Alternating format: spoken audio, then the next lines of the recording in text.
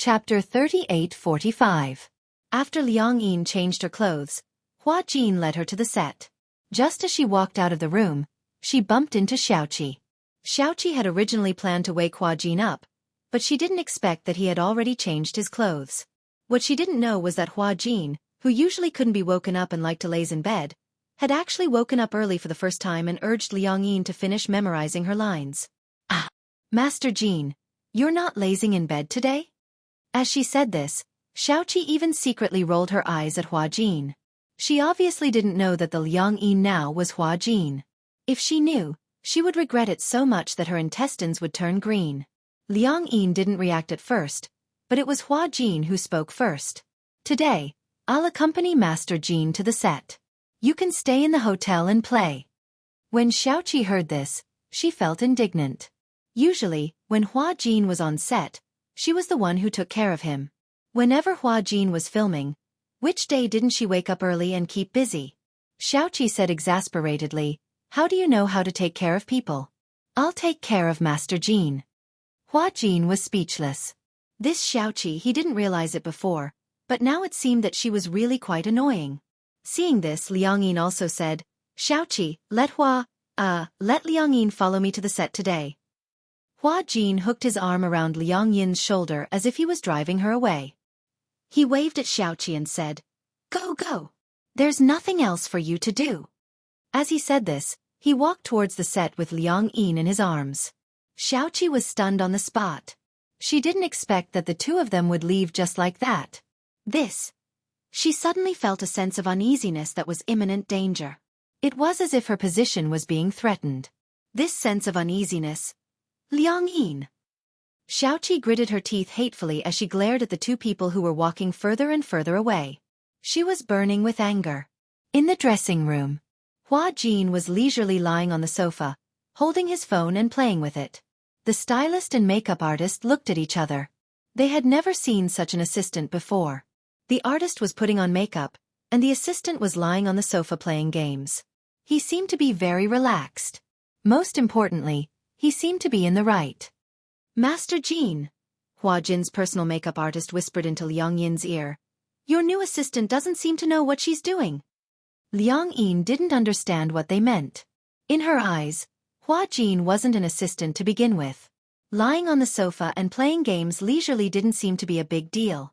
Most importantly, in the eyes of others, such an assistant was simply unbearable. "Sigh. That new assistant." The makeup artist said, "Why are you lying on the sofa alone? Everyone is busy. Why are you the only one lying down?" Without waiting for Liang Yin to smooth things over, Hua Jin lifted his head and glanced at them coolly. However, he smirked coldly. "What's the matter? Is there a problem with me playing games? Everyone is busy. Why are you the only one who is leisurely and calm?" Hua Jin looked around and saw that in the dressing room, all the stylists and hairstylists were looking at him strangely. He locked the screen of his phone and stood up expressionlessly. However, he smiled disdainfully. "Everyone is busy because everyone is working. Isn't that normal? If you're paid, you should work hard, right?" Chapter 38-46. Did he have to stand there stupidly in order to be considered serious about work? No, that wasn't serious. That was self-abuse. Why did he have to stand there stupidly instead of lying down on the comfortable sofa? Hua Jin naturally wouldn't treat himself badly. However, the bystanders had obviously misinterpreted his words. "It's good that you know."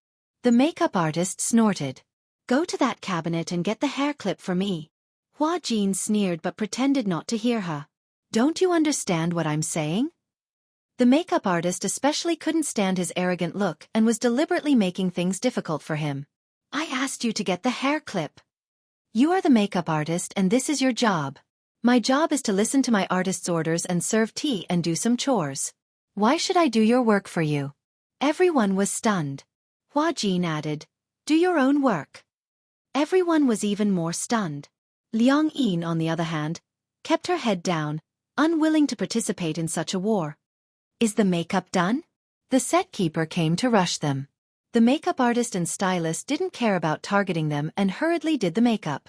Hua Jin walked over and saw that Liang Yin's face seemed to be lacking something.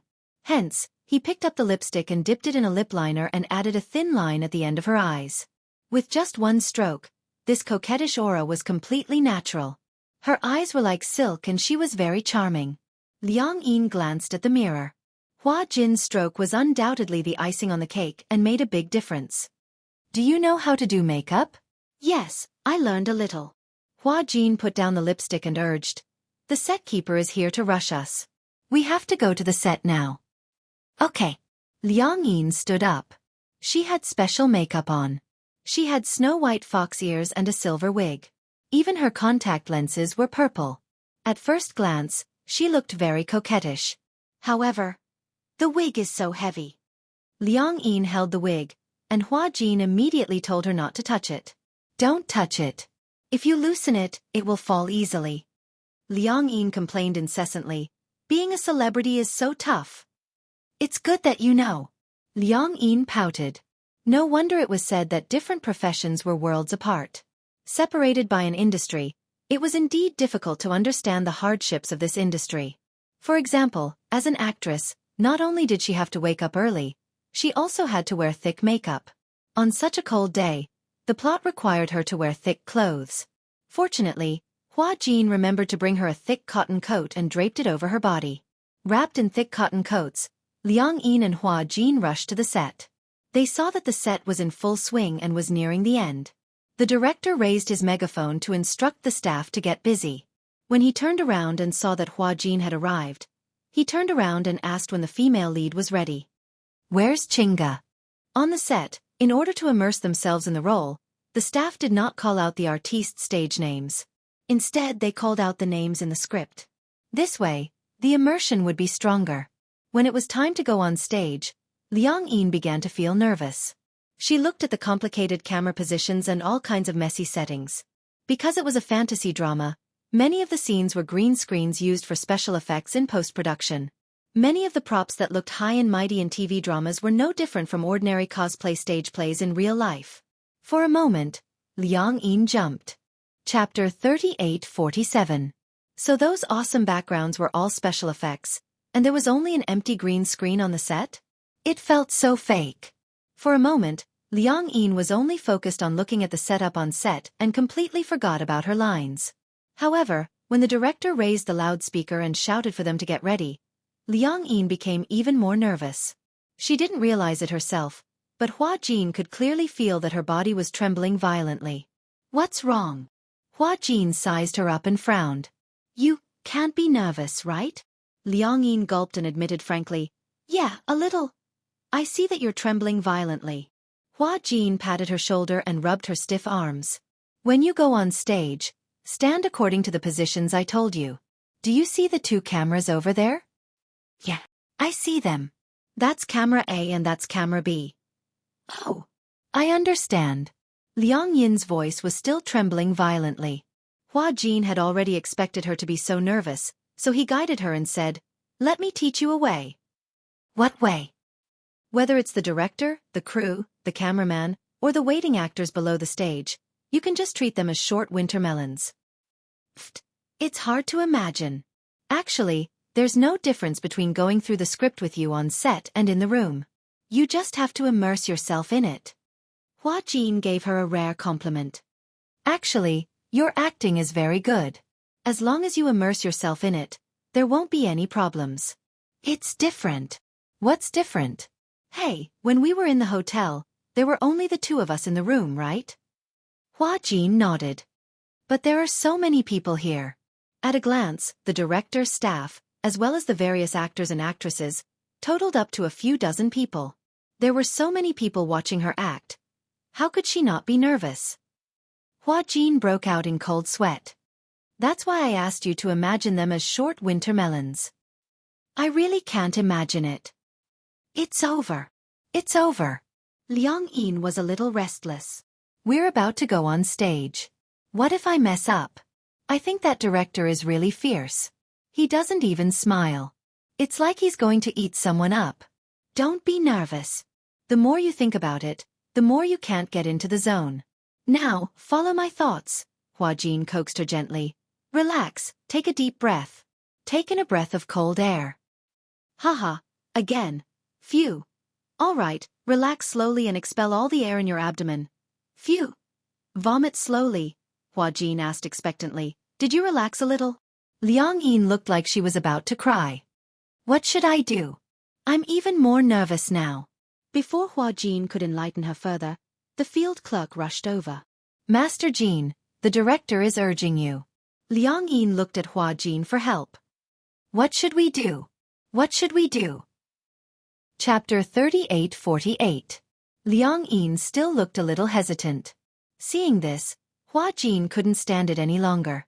Thus, he gave her a strong dose of alcohol. If you perform well, I'll treat you to the most expensive Western food. In an instant, Liang Yin's expression changed. Really? She instantly looked at Hua Jin as if she was worshipping a great hero. She was moved to tears. Can I really eat the most luxurious Western food? Hua Jin nodded seriously. I'm a man of my word. You don't have to doubt me. Liang Yin was greatly inspired. She stood up emotionally and walked in front of the green screen. From time to time, she would turn around and point at him with an expression. You promised. Hua Jin was a little helpless. He nodded impatiently and said, I'm a dog if I lied to you. Everything was ready. Following the director's command, the shoot began. Scene 3, first line. Hua Jin sneaked behind the director and looked into the camera. As the scene gradually unfolded, Mu Chinga was the first to say her lines. However, when the camera focused on Liang Yin, the director immediately called for a stop. Hua Jin, where are you looking? The director had a fiery temper and was always very efficient when it came to chasing books. When he saw that Liang Yin was looking away from the camera, he exploded in anger. He had already said that he was not in the right state of mind when filming had started. Hua Jin was a veteran artist who had debuted for many years. How could he make such a low-level mistake? Liang Yin was startled by the director's voice. She was still not used to it and was looking for the camera. Being yelled at by the director, she was scared and didn't know what to do. Hua Jin was used to it. He knew that the director didn't have any bad intentions. However, for Liang Yin, it would only make her nervous. Sure enough, Liang Yin, who had gathered her courage to walk up, felt wronged and confused because of the director's yell. As a result, Liang Yin could no longer get into the zone. She had never acted before and had never seen an acting scene before. She had no way to adapt to it. Now that she had shouted, she could not get into the mood. Moreover, she was extremely nervous. Because she couldn't get into the mood, the director shouted more than 10 NGs in a row. He flew into a rage and scolded Liang Yin badly. After all, she was a girl and was thin-skinned. Being scolded so harshly in front of so many people, Liang Yin's expression became more and more unbearable. The more nervous he was, the harder it was for him to get into the zone. As time went on, the situation became worse. Once or twice would have been fine, but after repeated occurrences, the director finally exploded. Hua Jin, do you still want to act? Why are you looking around? What are you looking for? What are you looking at? Are you trying to ruin my show? Ha! Liang Yin jumped in fright.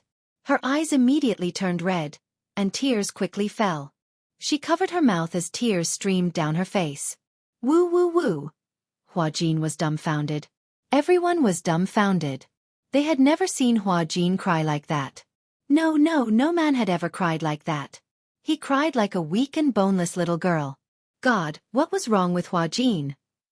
Why was he crying like that? The director was dumbfounded and yelled at her. Why are you crying? You look like a woman, so why are you crying like a woman? Everyone looked embarrassed and looked at each other. The main character behind them heard this and was furious. Chapter 38:49. Bear with it. He had to bear with it. Although he didn't want to admit it, Liang Yin was crying very delicately. Hua Jin felt aggrieved. His image. His burden as an idol.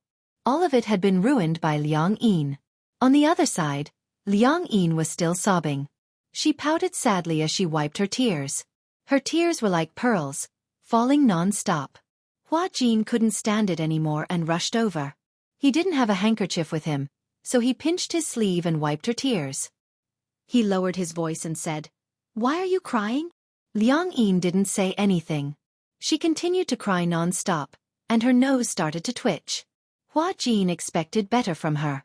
She had only been scolded a little and she was already crying like this. Seeing that Liang Yin was still crying hard, the director angrily pointed to the waiting area and reprimanded her. I think you can't act anymore. How about this? The day after tomorrow. The day after tomorrow. I'll give you another chance in the afternoon of the day after tomorrow. If you continue to cause trouble like today, you'll be kicked out of this production team. Change the actor. When Liang Yin heard this, she was stunned. She didn't expect the director to change the actor just like that. Hua Jin, the nation's leading actor in costume. How could he change the actor just like that? Looking around, many people looked like they were here to watch the show. They were frowning as if they couldn't bear to see this happen, but in fact, they were waiting to see her make a fool out of herself. Hua Jin stood up and immediately said to the director, Hua Jin isn't in a good state. I'll take him back to his room to rest. When the director saw Hua Jin, he was surprised. He frowned and asked unhappily, Who are you? I'm Hua Jin's assistant. Humph, you're not good at acting, but you have a lot of assistants. Hua Jin's expression changed at his sarcastic remark, but he did not say a word. When Liang Yin heard this, she felt indignant for Hua Jin. She felt that she had implicated Hua Jin, so she said unhappily, Why do you have to say that? Shoo! Hua Jin gestured for her to keep quiet. Stop talking. Liang Yin felt wronged, but she didn't say anything. Hua Jin sent Liang Yin back to the hotel. After entering the room, Liang Yin said sadly, I'm sorry. I didn't do it on purpose. When Hua Jin heard this, he snorted in annoyance. I told you not to be nervous. In the end, you were so nervous that you didn't even have time to say a single line. You kept making NGs. Liang Yin bit her lips in grievance, wanting to say something. That's enough. Hua Jin sat on the sofa and said indifferently, There's no high-class Western food. When she heard that there was no Western food, Liang Yin felt even more disappointed. The tears that she had stopped started to flow again. Sob, sob, sob. She cried as if she had suffered a great grievance. Hua Jin was even more confused. Why did she cry even harder when he said that she couldn't eat high-class Western food? It seemed that high-class Western food was more important. Hua Jin walked up to her, squatted down, and pinched her chin. Raising his eyebrows, he said, Then I'll take you to eat Western food. Act well for the next scene, okay? This, okay, was so soft that Liang Yin was stunned. She asked worriedly, If I don't act well, will the director really change me? Chapter 3850. When Liang Yin heard this, she nodded as if she understood. However, when she recalled that Hua Jin wanted to take her to eat Western food, she asked cautiously, Are you really treating me to Western food? Yeah. Liang Yin hugged his shoulders excitedly. Hua Jin, you're such a good person. Hua Jin broke out in cold sweat. Treating someone to Western food made him a good person? This girl couldn't be a foodie, could she? Liang Yin suddenly felt that something was amiss. She glanced at Hua Jin suspiciously and suddenly reached out to touch his chest. She turned pale with fright. You're not wearing that, are you? What does that mean? Brah. No. Liang Yin's eyes almost popped out of their sockets. What? You're not wearing it? Anyway, you can't tell whether I'm wearing it or not, right? Also, it's uncomfortable to wear it. It feels like my chest is being constricted.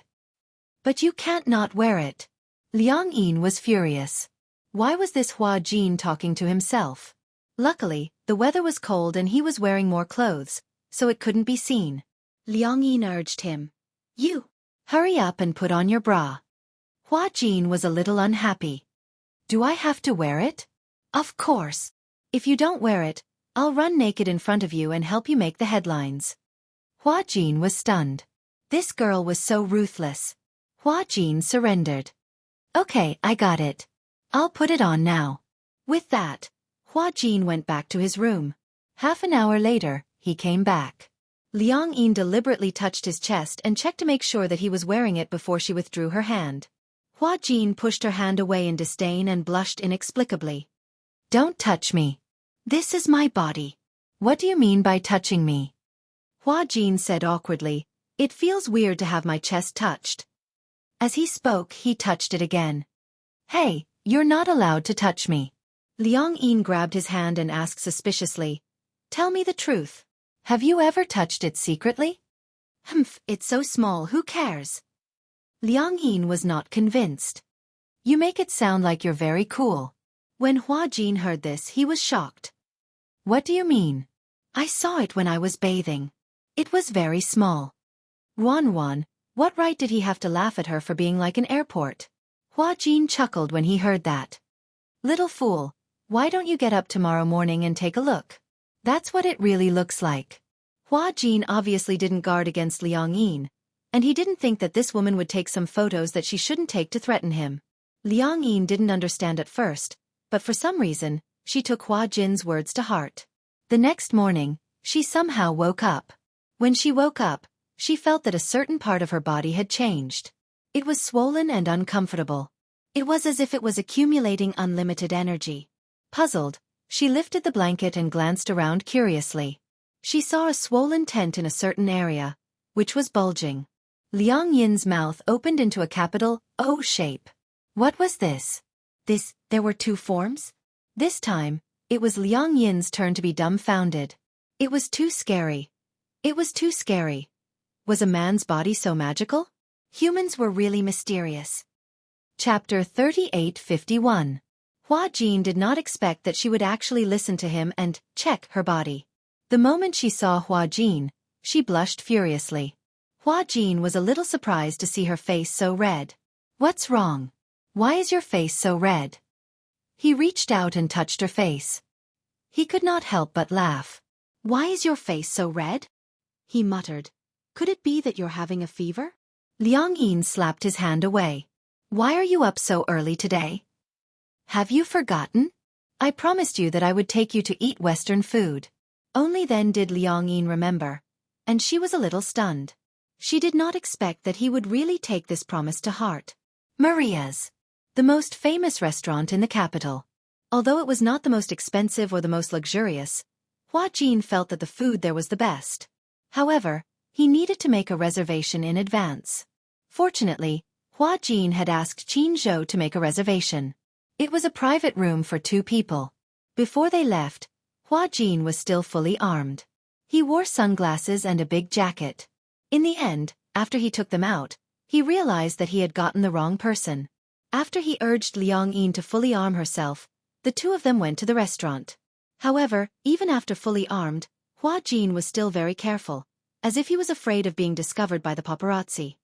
"You're already wrapped up like this. What are you still afraid of?" "You don't understand. Those paparazzi are everywhere." He remembered once when he was taking a taxi after an event. On the way back, he hailed a taxi. In the end, when he was about to get out of the car, he noticed something strange on the doorframe. There was actually a pinhole detector installed on the armrest. He then realized that the driver was a paparazzi in disguise. Many celebrities in the film studio had fallen for it. When some celebrities went to nightclubs or private clubs, the paparazzi disguised as taxi drivers and wrote articles out of context. Perhaps there was nothing wrong with the words themselves. However, in the industry, the paparazzi were the scariest. They were the demons of the underworld. Who knew what they could do with words taken out of context and twist the truth? Reality proved that the trust of fans was very fragile. Water can carry a boat, but it can also capsize it. Therefore, Hua Jin had been very careful. After arriving at the Western restaurant and entering the private room, Hua Jin gave Liang Yin a thorough check. After making sure there were no problems, he allowed Liang Yin to take off her heavy coat. In the private room, the table and chairs faced the window. The windows were privacy glass. The people sitting inside could see outside, but the people outside could not see inside. The plates and cutlery had been set up in advance, and the adaptation student in charge of service entered the private room. In a high-class restaurant, even the newcomers were elegant and handsome. In front of the waiter, Liang Yin was a little embarrassed. It was her first time eating Western food, and she didn't even know which hand to use the knife and fork. It was inevitable that she was worried about embarrassing herself. Hua Jin could tell at a glance, so he took out his wallet and gave the waiter $100, saying, "We don't need your service here, thank you." The waiter took it with a smile and slowly retreated. Liang Yin was touched by his thoughtfulness. She smiled. This smile was incomparably warm. "Do you know, This is my first time eating Western food with a guy? It was just like a date. However, she didn't say the second half of her sentence. When Hua Jin heard it, he was inexplicably surprised. He noticed Liang Yin's choice of words. Chapter 38:52. She said that it was her first time eating Western food with a guy and not a celebrity. She actually treated him as an ordinary guy. When Hua Jin heard this, he couldn't help but feel relieved. It had been a long time since he felt so relaxed. After debuting for so long, it seemed that very few people looked at him as an ordinary guy. He didn't have to act like an idol anymore. Hua Jin leaned lazily against the back of the chair and crossed his arms. He was a little puzzled. Have you dated before? What? Have you dated a guy before? When Liang Yin heard this, she said, No, I've never had a boyfriend before. Then, just treat this as your first date. Liang Yin teased. You're not my boyfriend. Besides, eating with a girl doesn't count as a date, right? Hua Jin snorted haughtily and pressed the dinner bell. Ding, ding. The desserts were served one after another. 2 corn stews, coupled with crispy bread and toast, were rich and delicious. Liang Yin had been observing Hua Jin. She had never eaten high-class Western food before, so she was at a loss for what to do with the dessert. Hua Jin understood her predicament. Hence, he took a piece of toast with his bare hands and dipped it in the corn stew. When Liang Yin saw this, she immediately followed suit and dipped the toast in the corn stew. The originally crispy toast was immediately softened by the stew and the rich fragrance filled her mouth. Wow! Liang Yin's face was full of satisfaction. Delicious! Delicious food could really bring happiness. Just a piece of French toast was enough to sweep away all of Liang Yin's gloominess on the set. All of her disappointment and sadness were swept away. Hua Jin was a little dumbfounded. It was just a piece of toast. Was there a need to be so exaggerated? The waitress quickly brought over the thin, crispy pizza. Hua Jin cut a slice for her and Liang Yin took a bite.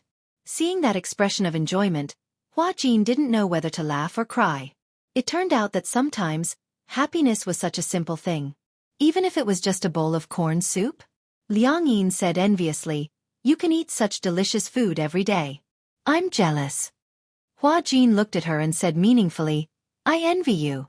You can be so happy because of a bowl of corn soup. Liang Yin froze for a moment. She understood the hidden meaning in Hua Jin's words. She lowered her head and looked at the corn soup beside her. She sighed and said, Because I've never eaten anything so delicious. Really? It's because you haven't had it before that you cherish it and feel happy. It's precisely because you can't obtain something with your own ability that it's so precious. Liang Yin continued, When I was young, I was especially envious of a neighbor's child. Her parents were divorced, and no one took care of her since she was young. She was alone and could play as long as she wanted, even until the sky turned dark. She had never been criticized for not doing her homework or failing her exams. But later, when it was my turn, I began to envy the other students in the class. They had a father and a mother. When they returned home, the family of 3 was really very warm. As Liang Yin spoke, she sighed. Chapter 38:53. Hua Jin was a little surprised. I didn't expect you to say something so profound. I've always thought that you were a simple-minded person. Liang Yin looked at him exasperatedly but didn't say anything. The steak was served. It was medium-well sirloin steak and there were some traces of blood. Liang Yin looked at the traces of blood and asked, How well done is this? It's medium well. Isn't it too rare? No, the meat of a well-done steak is very tender. With that, Hua Jin took the steak from her hand and handed it to her. Liang Yin thought that he had snatched her steak away and glared at him resentfully. She looked as though she wanted to say something. Hua Jin glanced at her and cut the steak bit by bit into the shape of ribs. He knew very well which part of the steak was harder to chew, so he cut this part into cubes. After he had cut the steak into small pieces, he handed it back to her. When Liang Yin saw this, she was a little surprised by his gentlemanly side. So the reason why he had brought the steak over without a word was so that he could cut it into small pieces for her? Liang Yin was a little flattered. Why did she have an inexplicable feeling? Now that the 2 of them were sitting in a Western restaurant, they actually looked like a couple on a date. Hua Jin looked at her meaningfully.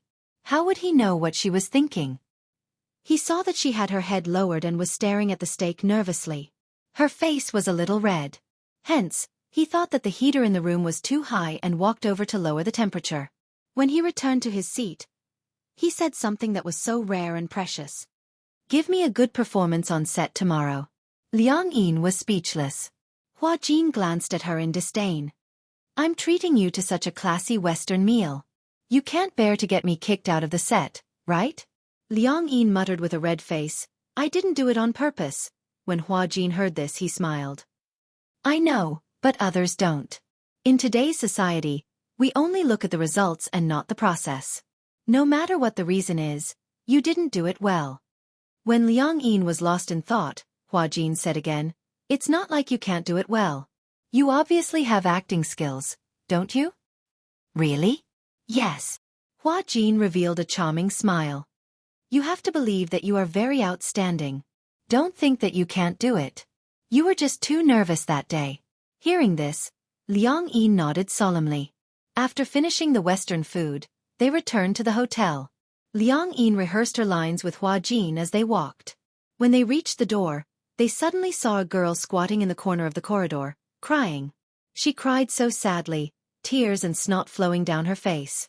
When Liang Yin saw this, she was just about to walk up when Hua Jin immediately stopped her. "What are you doing?" "I'll go check what's going on." "Don't go there." Hua Jin warned her, "Don't poke your nose into other people's business." Liang Yin didn't think much of it. "She's squatting here crying. Maybe there's something troublesome. I'm just checking."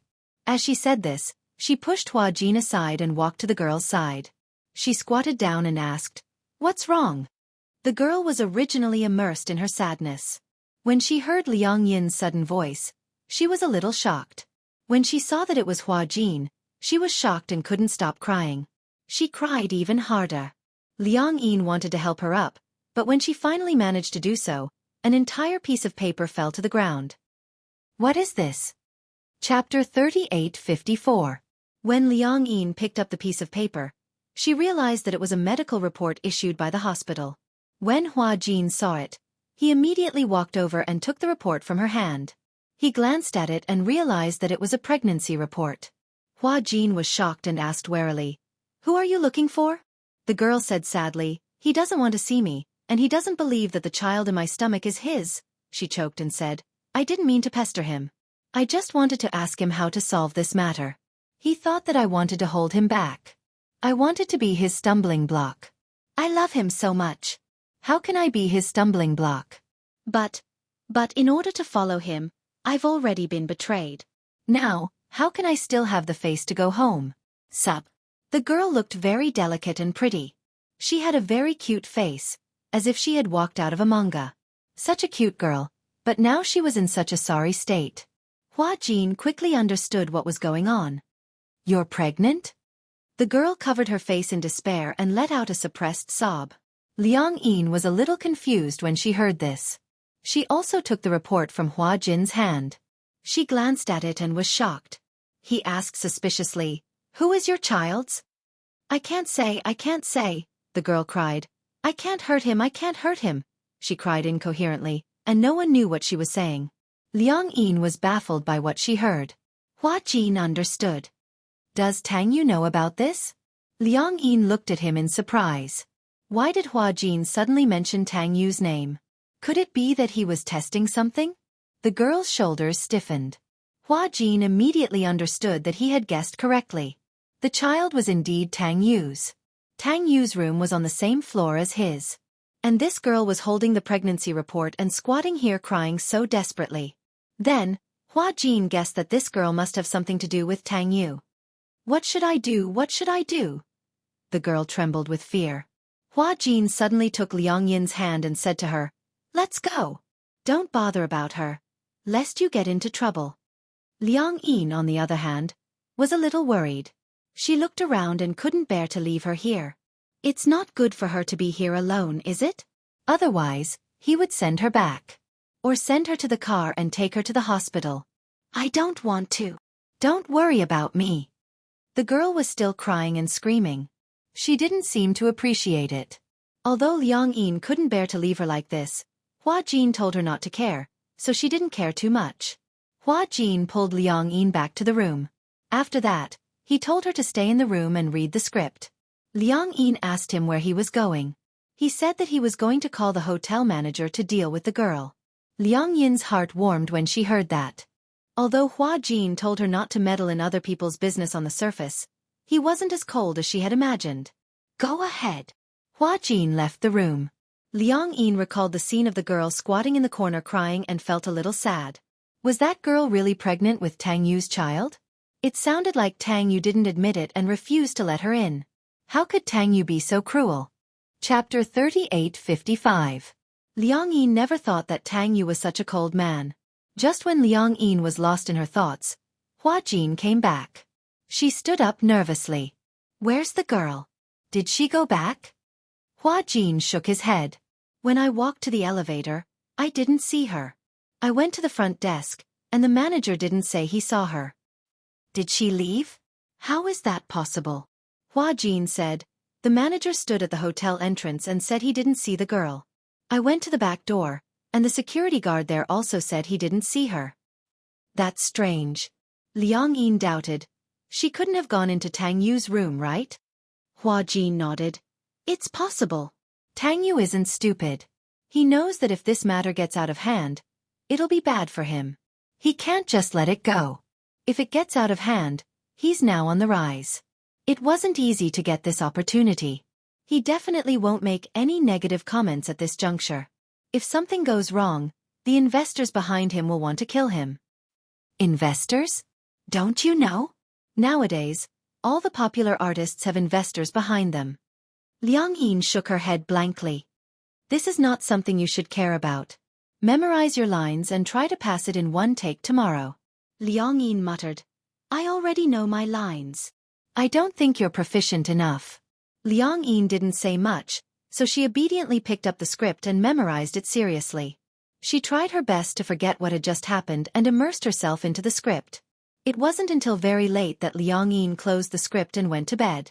She had promised Hua Jin that no matter what, she must pass this scene smoothly. She was already familiar with the lines. She couldn't recite them backwards, but she could memorize them thoroughly. As long as she could overcome her nervousness and cross this hurdle, everything else would be nothing.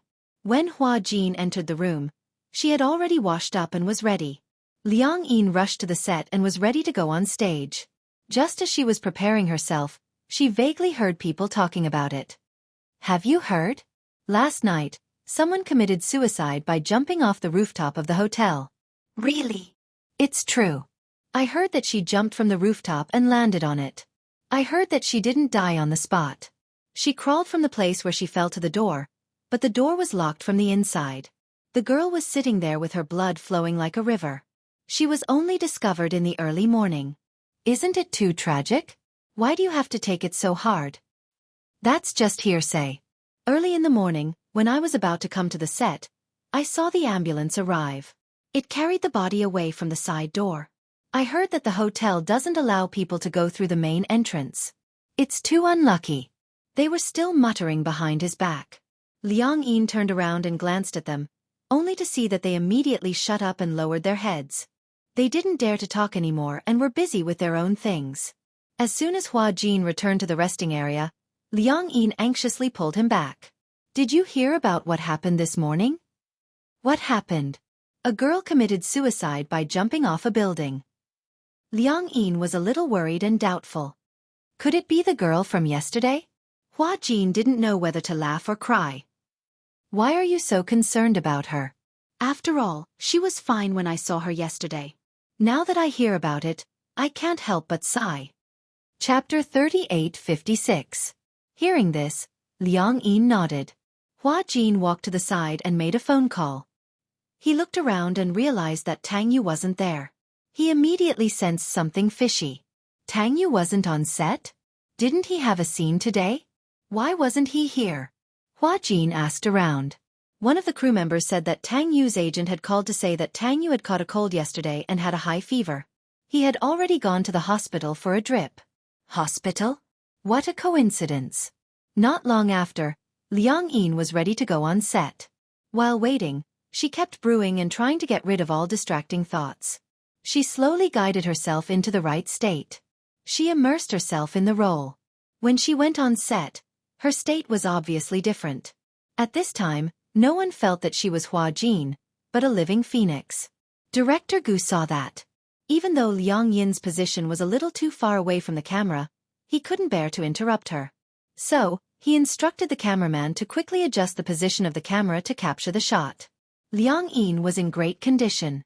If it was in the past, no matter what the reason was, if she even stood in the wrong position, she would definitely be scolded. However, Liang Yin was in great condition. She was even better than when Hua Jin was on set.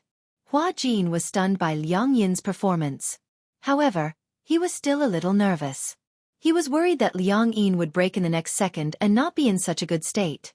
Hua Jin watched on tenterhooks, but Liang Yin was on top of her game the entire time, especially when she turned around. Her eyes were filled with helplessness and heartache.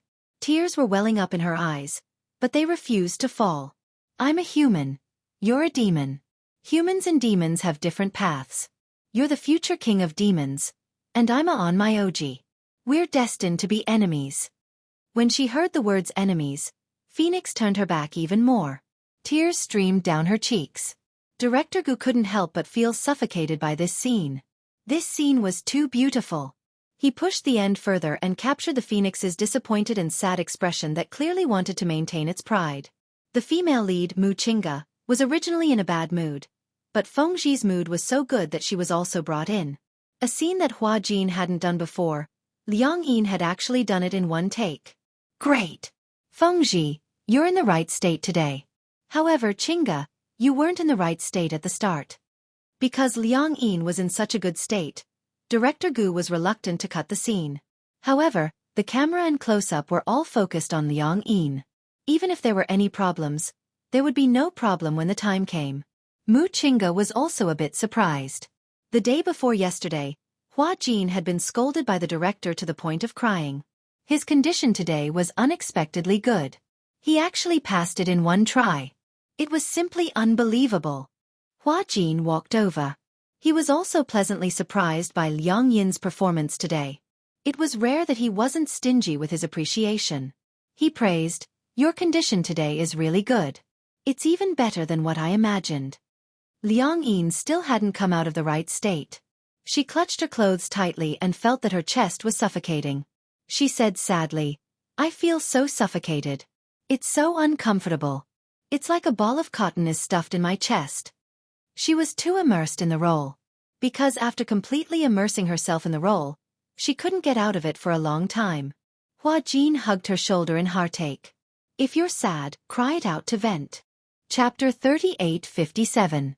Hua Jin didn't expect Liang Yin to be so deeply immersed in her role. After crying for a long time, she finally vented all the emotions that had accumulated in her heart. Mu Qingge also walked over with red eyes and gently patted her shoulder.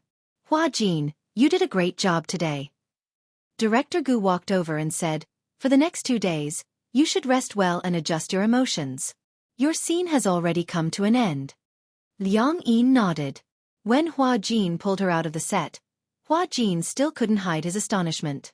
"Liang Yin, your performance today was beyond my expectations. It was even better than I imagined." Liang Yin said in a serious tone, "I've already eaten your high-class Western food. I can't drag you down." Ha! Hua Jin smiled. "A Western food can buy you over." "That's right. This is the best meal I've ever eaten. I can't accept a reward for nothing. I can't accept your kindness for nothing." Liang Yin paused and suddenly remembered something. Her expression became dignified. "Did you hear? There was a rumor today that a girl committed suicide by jumping off a building from a hotel. Could it be the same girl from yesterday?" Hua Jin furrowed his brows and shook his head. I'm not sure. First, I haven't seen the picture of the victim. Second, I haven't seen the case report. I really don't know about this." "Then, can you ask around?" "Don't ask around in troubled times. You don't want to get into trouble." "Okay, I got it." Liang Yin didn't say anything else. When they returned to the hotel, Hua Jin ordered takeout for Liang Yin and immediately returned to his room. When he returned to his room, he saw Tang Yu and his agent had returned. Hua Jin stopped and silently glanced at him. The latter also glanced at him. But for some reason, Tang Yu's eyes were inexplicably vigilant. He was originally discussing something with his agent, but when he saw Hua Jin's gaze, he suddenly closed his mouth and didn't say anything. Hua Jin narrowed his eyes and quickly smiled. He turned around and smiled at Tang Yu. I didn't see you on set today. Where did you go? Tang Yu became even more vigilant towards Hua Jin's sudden concern. He didn't directly answer his question. Instead, he avoided the question and half-jokingly said, Why are you suddenly so concerned about me? You didn't treat me like this before. You're always so aggressive, as if you have a grudge against me. Hua Jin smiled. How can I praise another artist in front of my artist? I didn't see you on set today. I heard you were feeling unwell. You had a fever? A little. I went to the hospital and got some fluids. I feel much better now. Tang Yu's agent was a little dissatisfied when she saw Tang Yu talking nonsense with the little assistant. Okay, don't talk nonsense with her. Go back to your room and lie down. Tang Yu and his agent returned. His eyelids suddenly twitched violently. He had a feeling that something was about to happen. Brother Ting, are we really going to do this? In the room, Tang Yu was inexplicably restless. His agent, Brother Ting, who was standing in front of him, glared at him disapprovingly. What else can we do? It's already happened. Don't you want to clear your name? Do you want to invite trouble to yourself? But offending Hua Jin isn't good. Chapter 38:58. Tang Yu listened and did not say anything else. He knew that this time, he would definitely offend Hua Jin. However, there was no other way. Hua Jin was a busybody. The entertainment industry was like this. In order to protect oneself, one had to do this. It's not like I didn't remind you before. You must be clear about the relationship between a man and a woman. Moreover, you were almost caught by the paparazzi many times. Remember, you are no longer who you used to be. Now you are a commodity. A commodity that is being promoted. If your reputation is ruined because of these things, can you afford to pay the penalty? If something like this happens again in the future, I will definitely not care about you anymore. I will let you fend for yourself. Tang Yu froze when he heard this. He braced himself and said, Understood, Brother Ting. All right, rest early. Tang Yu suddenly stood up nervously. Brother Ting, are you sure it's okay? Hua Jin is Qin Zhou's man. Qin Zhou is a senior executive in Huanyu. Huanyu is backed by Shengyu. Are you sure we can win? Don't worry. We won't fight to the death with him either. After all, it's just a way to divert the public's attention. Although Tang Yu was still a little worried, he nodded. The next day, early in the morning, a piece of news dominated the headlines of all the major entertainment websites. Hua Jin's underground relationship exposed? Pregnant girlfriend jumped off a building, 2 lives lost? Popular young actor scandal exposed. Mysterious girl jumped off a building at the hotel where the Demon Eye crew stayed? Before the incident, the victim was suspected to have negotiated with Hua Jin and had a dispute, which became the fuse. Early in the morning, this piece of news was undoubtedly a blockbuster for the entertainment industry. It set off a storm. Many media outlets pointed to Hua Jin. Hua Jin had an underground lover? Pregnant and jumped off a building? This piece of news was simply shocking.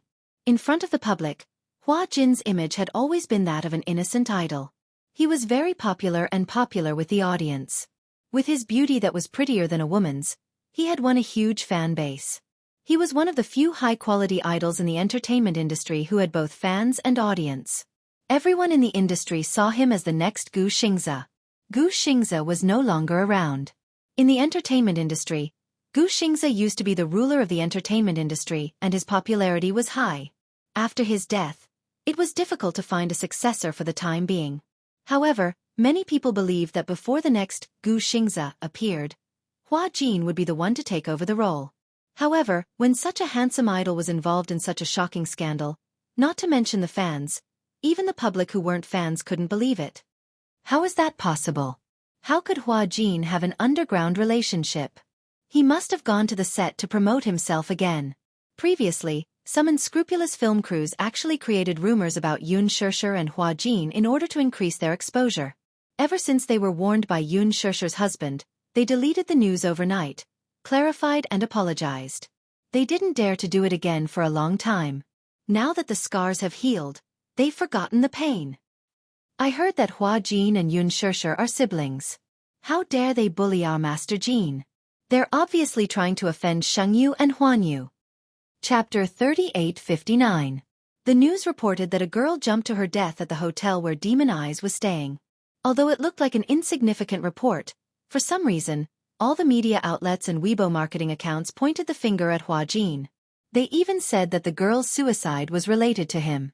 Some media outlets released insider information that the girl and Hua Jin were lovers and that the girl was Hua Jin's fan. In an instant, the news of Hua Jin sleeping with a fan spread like wildfire. On the internet, there was also a storm. Hua Jin sleeping with a fan? What kind of joke was this? None of the fans believed it. There were even some extreme fans who humiliated the girl, saying that she was the disgrace of the fans and that she was tarnishing Hua Jin's reputation. Some fans even said that even if Hua Jin slept with a fan, so what? That was a fan's benefit. Even if someone wanted to sleep with him, they didn't have the chance. They even said that the girl must be risking her life to tarnish Hua Jin's reputation. At first, the passers-by still had a wait-and-see attitude towards this matter. However, no one knew whether these were true fans or the brainless comments of the internet water army. But they put Hua Jin in a whirlpool of public opinion overnight. In an instant, Hua Jin was at the center of the storm. On the internet, fans, brainless fans, anti-fans, internet water army, the media, and various marketing accounts all had their own factions. They all had their own opinions and were in an uproar. Many fanatical fans rushed to the Weibo of the media outlets that broke the news, insisting that they were tarnishing Hua Jin's reputation. They were making up stories and hurling insults at them. Their original intentions were good. However, the fans' methods were inevitably a little extreme. As a result, the media got hold of their weakness and bombarded them with attacks. Early in the morning, Hua Jin was woken up by Qin Zhou's phone call. Hua Jin, what's going on with that incident? Qin Zhou asked angrily as soon as he opened his mouth. Why did this happen all of a sudden? Hua Jin knew how to deal with things very well. Logically speaking, he would never get into trouble like this. Sleeping with a fan? Lover jumping off a building? 2 lives in one body? What kind of messy news is this? Hua Jin was also confused. He suddenly realized what had happened. It was about that girl. Jump off a building? It was reported by the media? But what did this have to do with him? How did he get involved? Wasn't this about Tang Yu? Could it be? Could it be that Tang Yu's team is behind this? When Qin Zhou heard this, he was a little suspicious. Is there a conflict between the two of you? It's not really a dispute. It's just that I've been giving him the cold shoulder on set. Why are you giving him that look? I don't like the way he does things. Sleeping with fans and not taking responsibility after sleeping with them. What the hell is this? Hua Jin paused and said, let me see what the internet says first. Your Weibo must have fallen by now. However, don't post anything on Weibo or post anything. Be careful not to be taken out of context and make another article. I understand. With that, Hua Jin hung up the phone and went online to check on the progress. After an afternoon of fermenting, the matter had progressed to an unreasonable war of public opinion. Hua Jin's army of fans was too powerful. They had offended several media outlets at once. The fans firmly believed in their idol's character and insisted that their idol wouldn't make such a low-level mistake. Several marketing accounts were so angry that they were going to hammer it in the afternoon. Chapter 3860. Liang Yin was brought back to the police station for investigation. Hua Jin rushed to Liang Yin's room just as Liang Yin was being taken away by the police. The reason was that she was the last person the victim saw before she died. When they saw Hua Jin, the police remembered that he had also appeared in the surveillance footage, so they took him away as well. Hua Jin and Liang Yin were taken away for investigation. They did not return to the hotel for a day and a night. At the same time, in the afternoon, the media that had been angered by the pink color rushed to release concrete evidence. It was said that after the police investigation, all the evidence showed that this was a suicide case.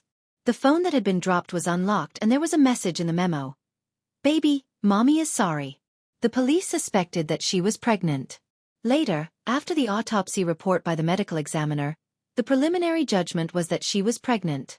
As for how long she had been pregnant, it would need to be further diagnosed through amniocentesis. Originally, this was an ordinary suicide case that would not attract the media's attention at all. Perhaps, it would occupy a small corner of the newspaper at most and be forgotten just like that. Every year, the number of suicides rose in a straight line. Not everyone who jumped off a building would be noticed. However, because of the hotel involved, the police wanted to find out when the victim entered the hotel and who she had been in contact with before she committed suicide. Therefore, they obtained the surveillance footage from the hotel. However, they found that the girl had been in direct contact with Hua Jin before she committed suicide.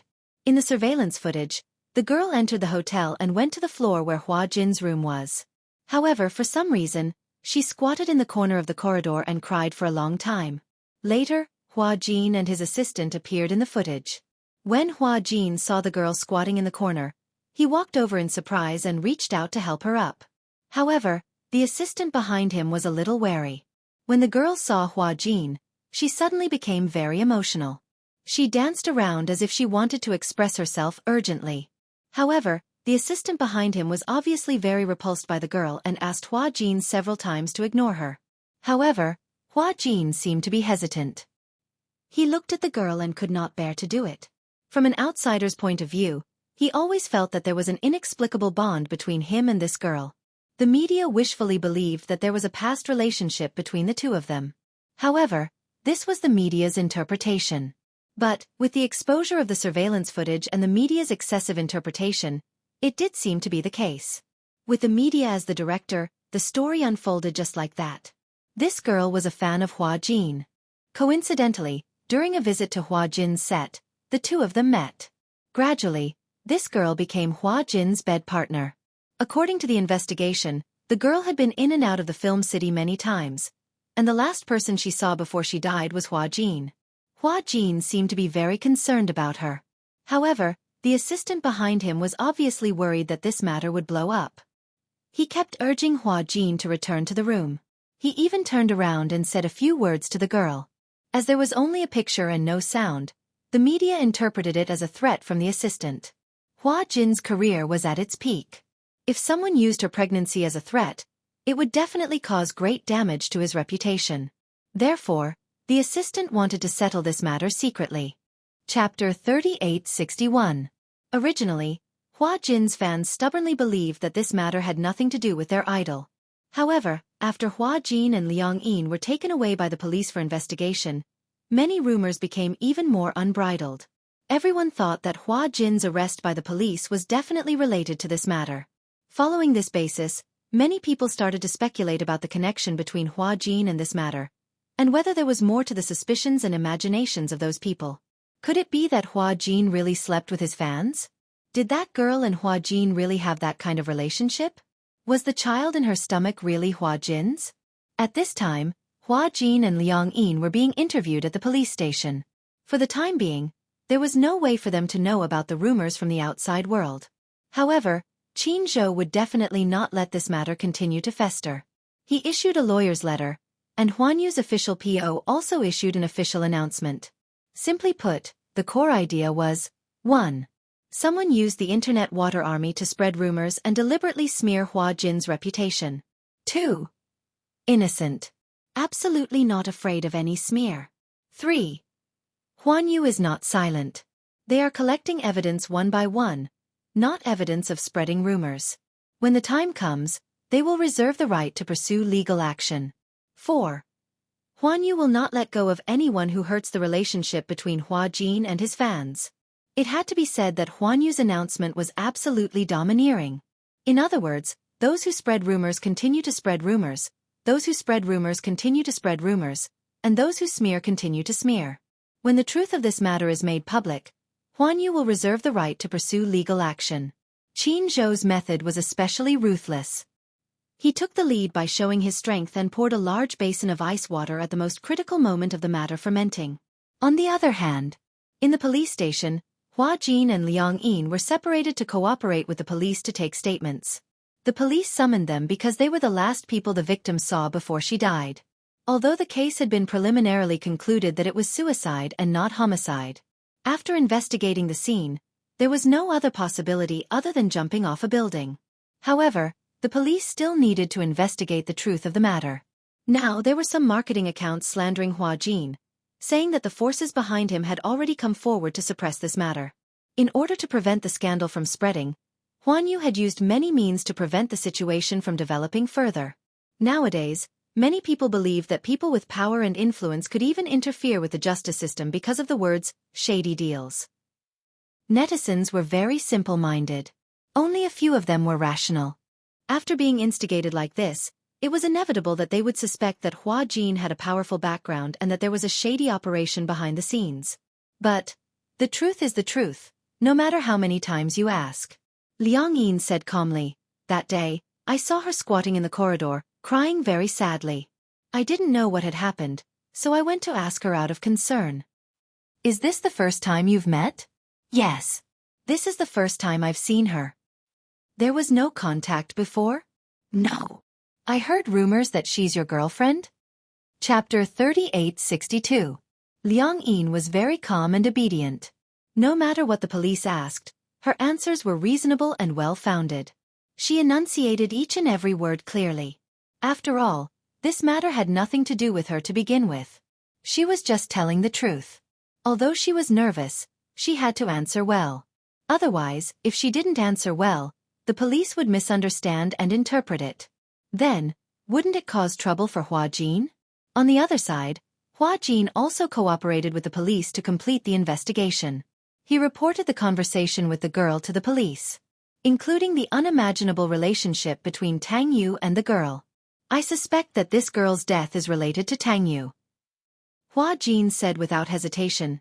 "Isn't the autopsy still ongoing? The forensic doctor might as well take evidence from the fetus in the stomach. Maybe he can find a strong clue." He was too calm. Not to mention that Qin Zhou was behind it. He had nothing to do with the responsibility of this matter. Therefore, no matter how many times he did it, Hua Jin's answer had already divided the responsibility clearly. And for some reason, some of the information from the police investigation leaked out. At first, the girl was pregnant and committed suicide. It was just a rumor. However, some of the police and forensic files were leaked out, and it confirmed the truth of the girl's pregnancy. On the other side, some people couldn't sit still. At the hotel, in the room, Tang Yu looked at his manager pacing back and forth anxiously in front of him. He said worriedly, "Brother Ting, what should we do?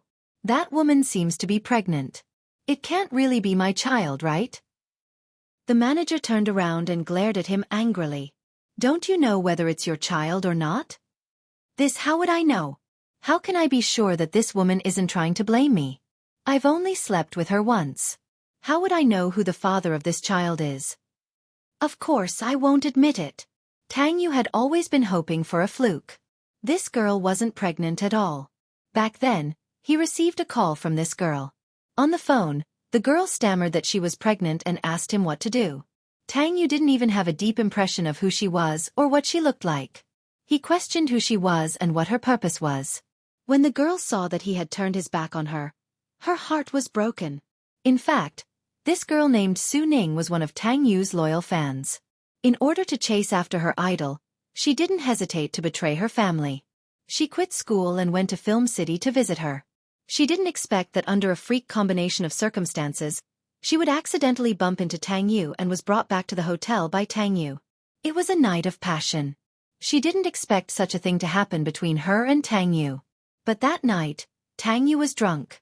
When he woke up and found her lying beside him, he instantly realized the seriousness of the matter. He brought a strange woman back to the hotel. Fortunately, he was not caught by the reporters at the time. In addition, he wasn't famous at the moment. Therefore, he negotiated with this girl. The purpose of the negotiation was to prevent this night and this girl from becoming a stumbling block for him after he became famous. The girl felt a chill in her heart. She did not raise any conditions. She only said, "After today, I will never appear before you again." Tang Yu was a little surprised. He didn't expect that this girl didn't mention any conditions. Chapter 3863. Su Ning didn't expect that she would spend a night with the Prince Charming in her heart. However, she didn't expect that Tang Yu, who was originally high and mighty in her heart, would have such a frivolous side. For such a man, she didn't hesitate to fall out with her family and be betrayed by her family. However, perhaps it was because of their intimate relationship, Su Ning's attitude towards Tang Yu had slightly changed. After that day, she still followed Tang Yu. She still paid attention to everything about Tang Yu in the film and television city. However, when the fans gathered, she inexplicably felt that she was a level higher than those fans.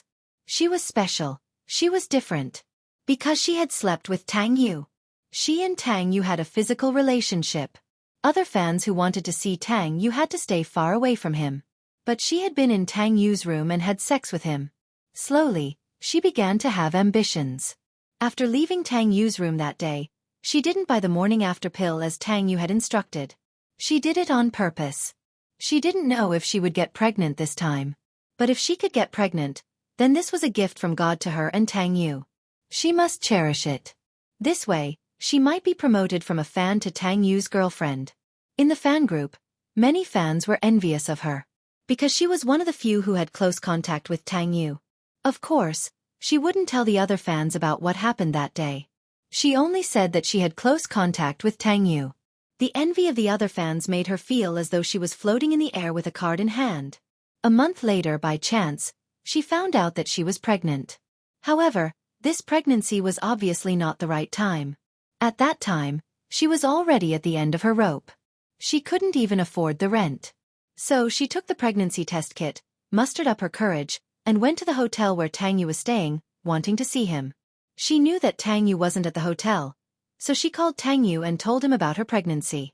Tang Yu's first reaction was that she was lying to him. Tell me, what's your purpose? Tang Yu was obviously angry when he learned about this. Did you set me up that night? Tang Yu obviously thought that Su Ning deliberately set him up that night. Didn't I tell you to take the morning after pill? Why? Didn't you take it? Su Ning stammered and explained that she forgot. Tang Yu snorted. Forgot? I think you're doing it on purpose. Let's not talk about anything else for the time being. First of all, I have to suspect whether you're really pregnant or not. We've only done it once. How could it be so coincidental? Furthermore, how can I be sure that even if you're really pregnant, the child in your stomach is mine? Tang Yu obviously didn't believe it. It was just once. How could she get pregnant so coincidentally? Su Ning was at a loss for words. She could only say that she was really panicking at that time and really forgot about this matter. Both Tang Yu and Tang Yu, S. Ning Tang Yu. Su Ning Tang Yu, S Yu. Tang Yu refused to admit it. He even warned him again and again.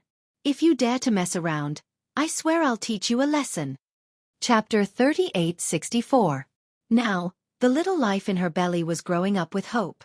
Su Ning knew in her heart that she deliberately didn't take birth control pills because she was pregnant. She thought that if she was lucky enough to get pregnant, at least she could use the child to ask for an explanation from Tang Yu. However, she was wrong. In her mind, Tang Yu should be a very responsible Prince Charming, just like how he usually was in front of his fans. He was gentle, responsible, and knew how to take care of people. He even made it clear that he liked children very much. If there was a chance in the future, he must have 3 children, preferably girls. He liked little princesses the most. This was selling his character. All the male stars knew this well. A handsome man who loved children, spoiled his wife, and spoiled his children was undoubtedly the fantasy object of many women. But Su Ning obviously confused fantasy with reality. Now, Tang Yu had accepted the show and was counting on this show to make his presence known and increase his popularity. When the series was broadcast, the team even thought about how to tie up Hua Jin, tie up the crew, and carry out a series of hype. With Tang Yu's appearance and some of his recent connections, even if he couldn't be as popular as Hua Jin in the future, he would definitely become a popular young star. In such a rising period, for a fan who had a one-night stand and a child who hadn't formed yet, was he really going to give up such a good future? Was it possible? What a joke. Responsibility? Responsibility? That was just a fan's wishful thinking. Su Ning couldn't take the blow and jumped off a building. This was also unexpected to Tang Yu. But the problem was Su Ning really pregnant with his flesh and blood? Of course, Tang Yu didn't feel sorry for the child. But if the final autopsy report came out and the child was genetically identified as his flesh and blood, Then, with this evidence, he couldn't wash it clean. Evidence always doesn't lie. Tang Yu had a headache. Originally, he was hoping to frame this matter on Hua Jin. However, he had obviously overlooked this point. About the child, he always suspected that Su Ning lied to him and had other intentions. But, Brother Ting, what should we do? Tang Yu was anxious. Do you think the forensic doctor can find out who the child's biological father is through the autopsy? Generally speaking, DNA samples collected from a corpse's uterus should be sent to the database for analysis and comparison. If it's really your child, we can find out. Tang Yu's face turned pale. So, I want to ask you, is this child really yours? Tang Yu shook his head blankly. I don't know. I really don't know. I thought she was lying to me. Back then, I only had one night with her. How could it be that she's with another man? I don't know. Things suddenly became troublesome. I originally wanted to divert attention, but I didn't expect that B*TCH to actually have a child in her stomach. Chapter 3865. Now, this is the only way. Anyway, let's suppress this matter first. Tang Yu paused and sighed. I didn't expect it to turn out like this. I didn't expect that Su Ning would jump off a building. The manager said angrily, be more careful in the future. After all, you're a public figure and your fame is slowly rising. In the future, there will be more and more leopard feet mosquitoes waiting for you. You have to figure out your private life and don't get involved with those messy people. Then, he added, remember, you're a commodity now. Don't always think about your past self. If you lose your resources because of this again, be careful that the higher-ups don't ban you. Tang Yu said with a guilty conscience. Understood. At the police station, Hua Jin and Liang Yin finished their statements and walked out of the police station. Qin Zhou was already waiting outside. Hua Jin saw Qin Zhou and walked over with a gloomy expression. He cursed angrily. These policemen are too annoying. They asked the same question more than 10 times. More than 10 times. I'm going crazy from answering. Are they treating me like a criminal suspect? Qin Zhou comforted him. All right, since the interrogation is over, leave quickly. They're not treating you as a criminal suspect. You're witnesses, the last 2 people who saw Su Ning. So, they'll definitely focus on collecting your testimony. In order to make sure your testimony is valid, they'll ask several times and verify it. Hua Jin was about to vomit. Liang Yin also looked very tired. She suddenly understood why Hua Jin was so vigilant when she went up to the girl worriedly. It turned out that he was worried about her getting into trouble. Hua Jin asked, what's the public saying now? A lot of marketing accounts are still hyping up that the girl is your lover. They're still saying that I slept with fans. Hua Jin said angrily, this is too much. Who's behind this? Liang Yin was a little surprised when she heard this. She was brought back to the police station as soon as the incident happened, so she had no idea what had happened. Upon hearing Hua Jin mention this matter, someone actually suspected that Hua Jin slept with his fans. How did such a deranged thing get out? Liang Yin asked anxiously. What happened? What do you mean by sleeping with fans? What the hell is going on? Qin Zhou glanced at Hua Jin, shook his head, and said to Liang Yin, it's not convenient to talk here. Let's get in the car and go back to the hotel. Hua Jin and Liang Yin looked at each other. Liang Yin felt a little uneasy, but she didn't say anything. So she got in the car with Hua Jin. In the car, Qin Zhou said to Hua Jin, now, many marketing accounts on the internet are hyping up your underground relationship with that girl. But don't worry, I already have all the substantial evidence, but we don't have to rush to clarify anything now. Liang Yin was a little nervous when she heard this. Why? Speaking of which, aren't these marketing accounts too much? Why aren't they rushing to clarify things? Qin Zhou smiled and winked mysteriously. He said to Hua Jin and Liang Yin, be patient and watch the show. When Liang Yin heard this, she still didn't understand what was going on. However, Hua Jin obviously understood Qin Zhou's intention. He was planning to turn the tables on them. Chapter 3866. What's going on with these marketing accounts? It's impossible for them to publish such a large-scale defamation. Someone must be behind this. What do you think? Qin Zhou said slowly. Who is the father of the child in this girl's belly? If this matter is exposed, who will be at a disadvantage? Hua Jin frowned and asked suspiciously, could it be Tang Yu? At the mention of this name, Liang Yin was a little dumbfounded. Impossible. She frowned and said, Tang Yu wouldn't do such a thing, right? Hua Jin listened but didn't say anything. He could understand. Liang Yin was Tang Yu's fan. No matter how she changed her mind, at least she still had some feelings for him. Qin Zhou listened and said expressionlessly, do you think what you saw is real? Liang Yin, you're still too young. As long as you see it on TV, whether it's a reality show or an interview, all the created characters have a script. Liang Yin was startled and hesitated. She quickly explained, I'm not defending Tang Yu or anything. Don't misunderstand. It's just, Tang Yu wouldn't do such a shady thing, right? Qin Zhou said calmly, it's normal in the entertainment industry to do anything for your own benefit. Hua Jin didn't say anything. He had already guessed who the mastermind behind this was. Although he had a guess, he didn't dare to confirm it. But, since Qin Zhou said so, it had to be true. Qin Zhou said to Hua Jin, for the next 2 days, I'll cancel all of your events and suspend all interviews with the media. The production team won't be filming for the time being and will just stay in the hotel. We'll see how they perform then. After a pause he said slowly, I'm quite curious. If we don't do anything, how will they react? Liang Yin and Hua Jin listened and didn't say anything. After returning to the hotel, Hua Jin and Liang Yin returned to their respective rooms. But after returning to her room, Liang Yin thought about it carefully. She felt that if she had listened to Hua Jin and not meddled in other people's business, maybe this wouldn't have happened. Tang Yu. Was it really Tang Yu? She didn't expect the Prince Charming in her heart to have such a dirty side. Did Tang Yu really use the internet water army to stir up public opinion to defame Hua Jin? How could he do that? It's too much. If that was the case, Liang Yin couldn't forgive herself. Feeling a little restless, she stood up and walked to the man's room. Standing at the door, she gently knocked on it. After a while, Hua Jin walked over to open the door. He was surprised to see her standing outside the door. What's wrong? Hua Jin.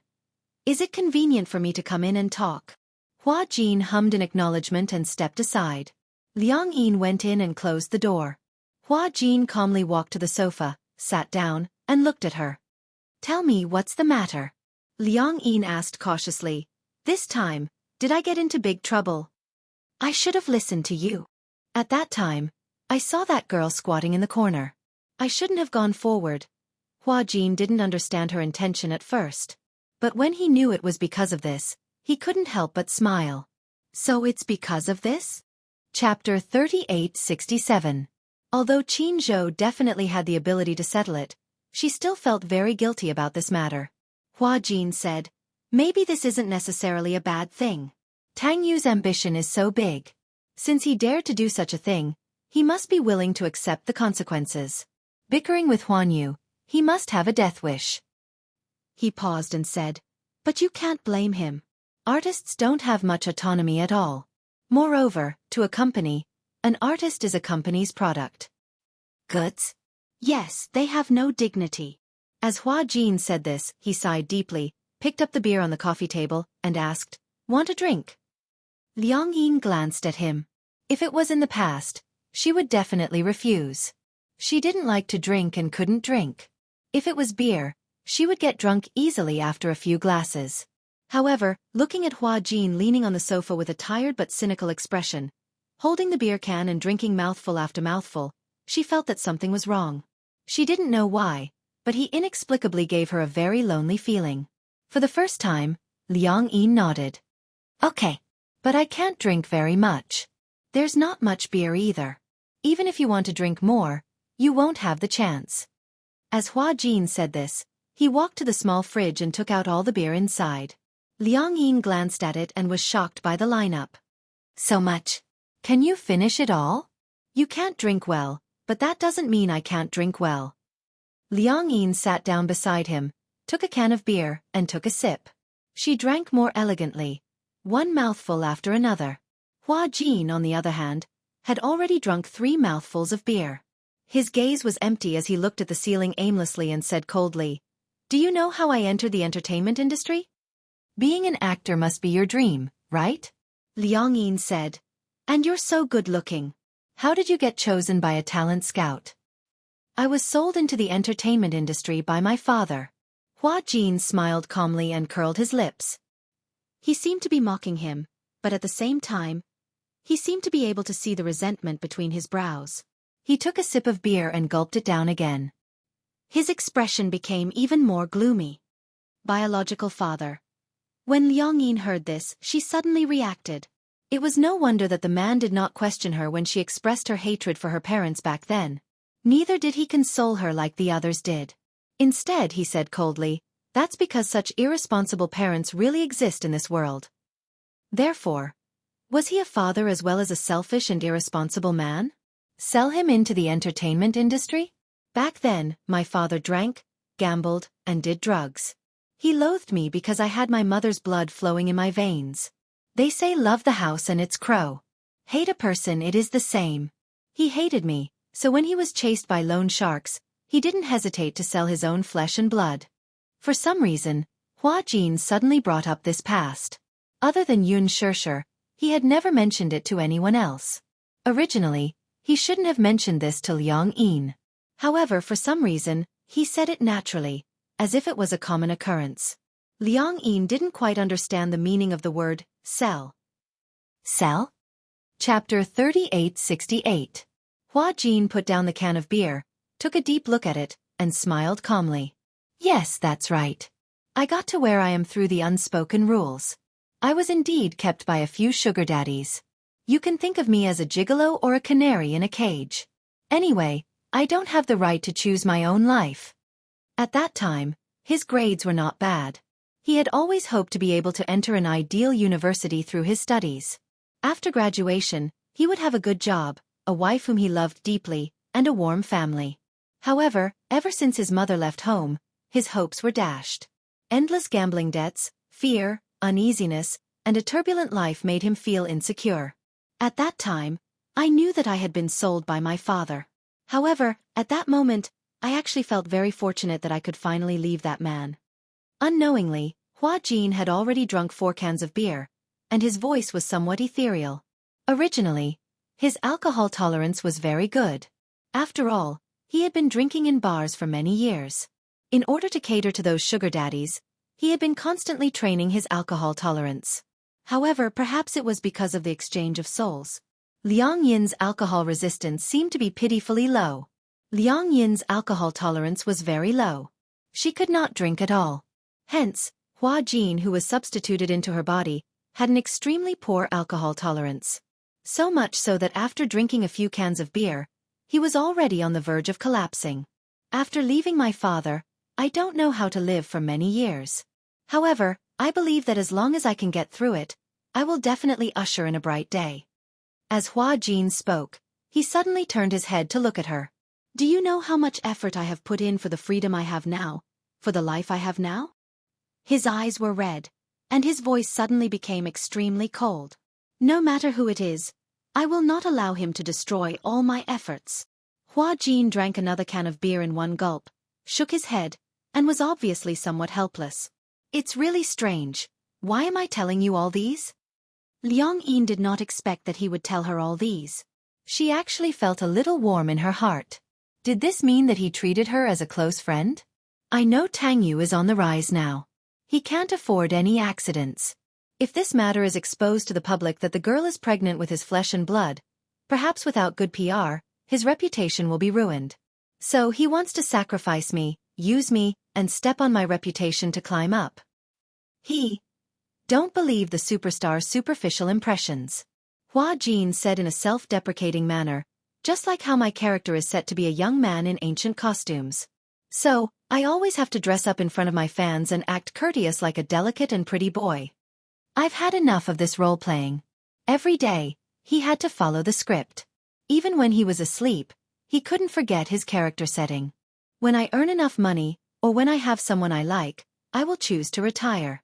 Quit the entertainment industry, get married, have children. No matter what I do in the future, I will definitely not be an actress. Chapter 3869. Liang Yin was prone to getting drunk, but for some reason, even after drinking 2 cans of beer, She didn't feel tipsy at all. On the other hand, Hua Jin, who had too much to drink, started to ramble on. Perhaps it was because he was drunk, but his speech was incoherent and incoherent. However, Liang Yin listened attentively. From his childhood to when he entered the entertainment industry, his emotions were always rambling on and on without rhyme or reason. Eventually, the more Hua Jin talked, the heavier his eyelids became. Slowly, he fell asleep leaning on Liang Yin's shoulder. Liang Yin leaned on the sofa and Hua Jin leaned on her shoulder. The heaviness on one side of her shoulder made her feel strangely calm. She didn't dare to move, for fear that she would wake Hua Jin up. Hence, she maintained this position until she felt sleepy and closed her eyes. Dawn. Early in the morning. Hua Jin was woken up by the cold. Even though the heater was turned on in the room, when dawn came, the weather was even colder. He was wearing thin clothes and had sobered up. He opened his eyes and looked out of the window. The sky was already brightening. He felt that he was leaning on someone's shoulder. When he lifted his head, he saw Liang Yin sitting on the sofa with her eyes closed. She allowed him to lean on her shoulder and maintained this position, not moving at all. The beer cans on the coffee table were scattered all over. Hua Jin felt a little awkward. He felt that leaning on her shoulder made him, a big man, feel like a helpless little bird. He woke her up with a gentle push. Hey! Liang Yin woke up immediately. She wasn't very sleepy to begin with, so she woke up with a push. However, when she woke up, she could clearly feel that one of her shoulders was so sore that it felt like it was going to collapse. Ugh! She held her shoulder and grimaced in pain. It felt like it was dislocated. Hua Jin saw her pained expression and realized that he seemed to have fallen asleep leaning on her shoulder. His shoulders must be sore from carrying it like this. Hua Jin didn't know whether to laugh or cry. He laughed and said, "Are you going to stay in this position without moving?" Liang Yin said unhappily, "What else? I was drunk yesterday and I was afraid that if I moved, you would wake up and go crazy. That's why I didn't dare to move." Hua Jin said awkwardly, "Who said I was drunk? I'm not drunk, and I won't go crazy." He paused for a moment and said in disdain, "Is it because your body is weak? When I drank in the past, I didn't get dizzy from drinking so little beer. I can't hold my liquor well." Liang Yin twisted her shoulders, stood up and muttered, I'm going back to my room to rest." Hua Jin saw her stand up and lonely back, and thought that his tone just now was a little bad. In addition, he slept on her shoulder for a long time, and she did not complain, as if she was afraid to disturb him, so she was so motionless, silly and cute. He suddenly said, "Have you seen a sunrise before?" Liang Yin turned around in confusion and shook her head. Hua Jin blinked mysteriously.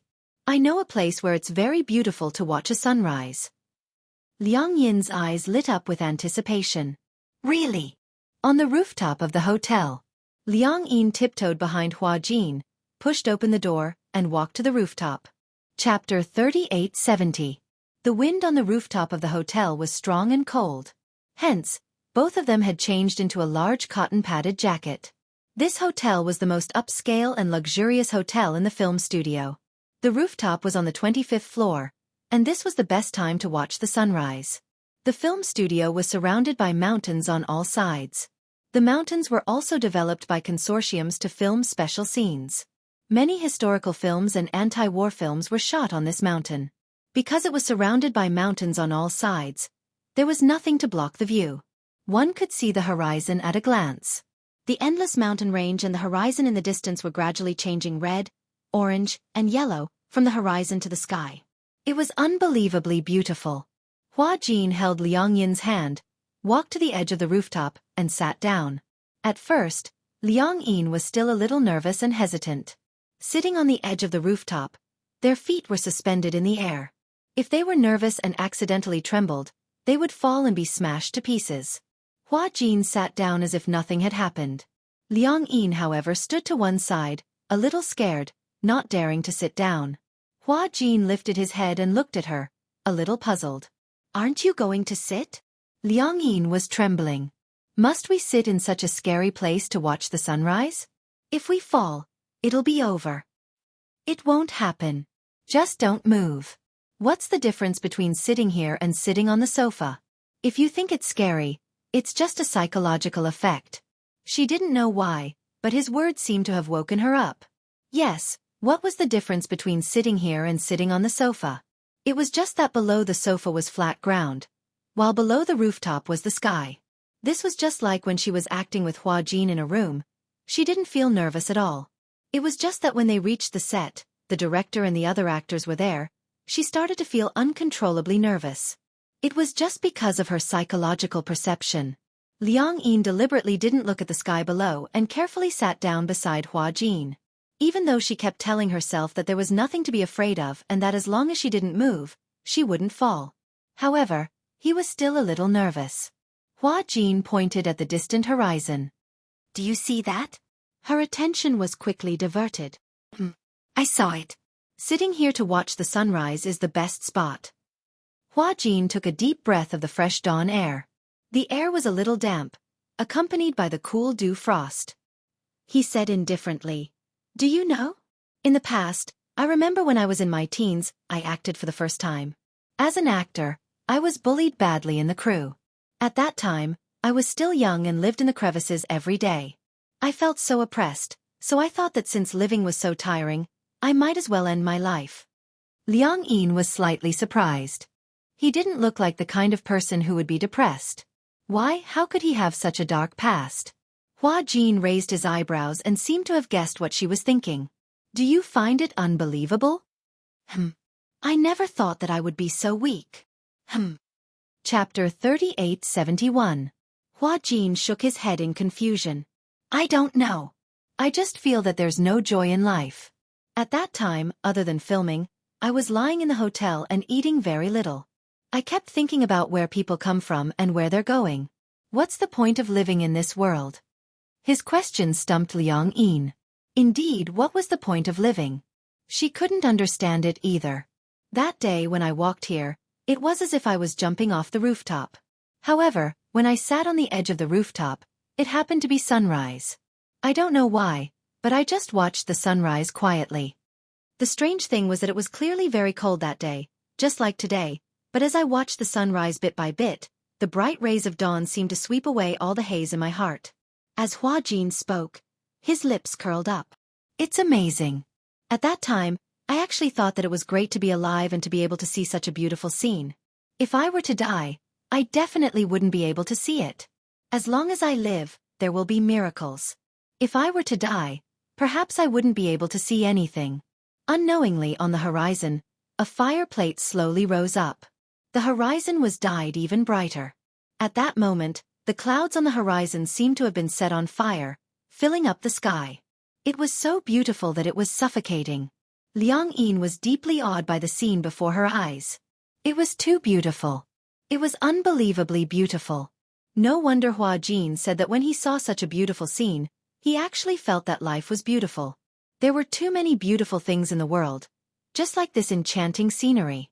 Hua Jin said, "I hope that one day, I don't have to act anymore. I don't have to be an actor. I have a family and a woman I love deeply.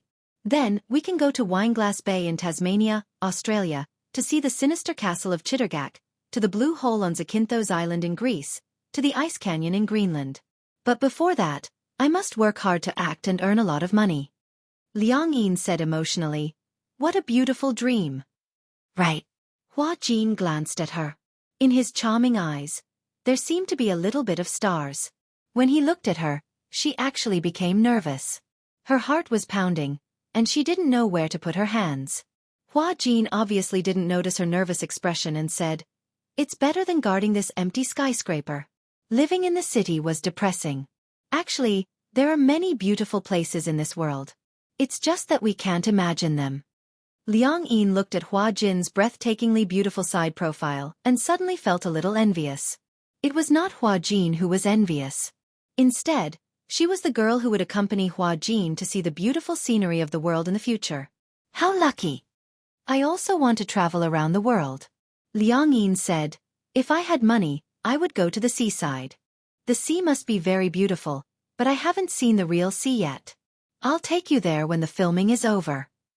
When Liang Yin heard this, she felt inexplicably excited. "Really? You promised me. You can't go back on your words." Of course. Anyway, After the filming is over, I was planning to go to Bali for a vacation. Bali. Wow. Chapter 3872. Liang Yin sighed. Suddenly she realized something and probed, but if we can't get over it for the rest of our lives, what about your dream? Hua Jin's face fell. Can you not say such depressing things? Liang Yin was speechless. She held back her laughter and pretended to be serious as she said, when the time comes, I can only be the girl by your side and accompany you to travel around the world. How's that? You won't lose out anyway. Liang Yin nudged his arm gently and bargained. If you can't get over it, I'll act for you and earn money for you. Then, we'll travel around the world together. How's that? Hua Jin glanced at her in disdain. It's impossible that we can't get it back. Liang Yin asked indignantly. What if? Hua Jin closed his eyes in pain. I choose to die. Why? Liang Yin was scared out of her wits. She didn't know if he was serious or not. Hua Jin asked her seriously, what do you think will happen to us if we can't get it back? What will happen? I'm a guy, but my body is a girl's. If I meet a girl I like in the future, what should I do? That's right. Don't tell me I have to turn her gay and make her like girls instead of guys. Liang Yin laughed out loud. If you successfully turn her gay, she'll get it back at this time. Ha ha ha. Hua Jin's face turned pale. This girl could still laugh. Liang Yin held back her laughter and suggested seriously, since you're a girl now, why don't you change your sexual orientation? You can try liking guys. Who knows? Maybe you're bisexual. Liking guys. How was that possible? This was simply a disaster like the end of the world. For some reason, Gong Jie's face suddenly appeared in Hua Jin's mind. Just the thought of Gong Jie made him shudder inexplicably. Then, he thought of him having sex with Gong Jie naked and being pinned down by Gong Jie. He felt disgusted. I don't want to. Hua Jin said unhappily. It's so humiliating to be pinned down by a guy. Actually, being a girl is pretty good.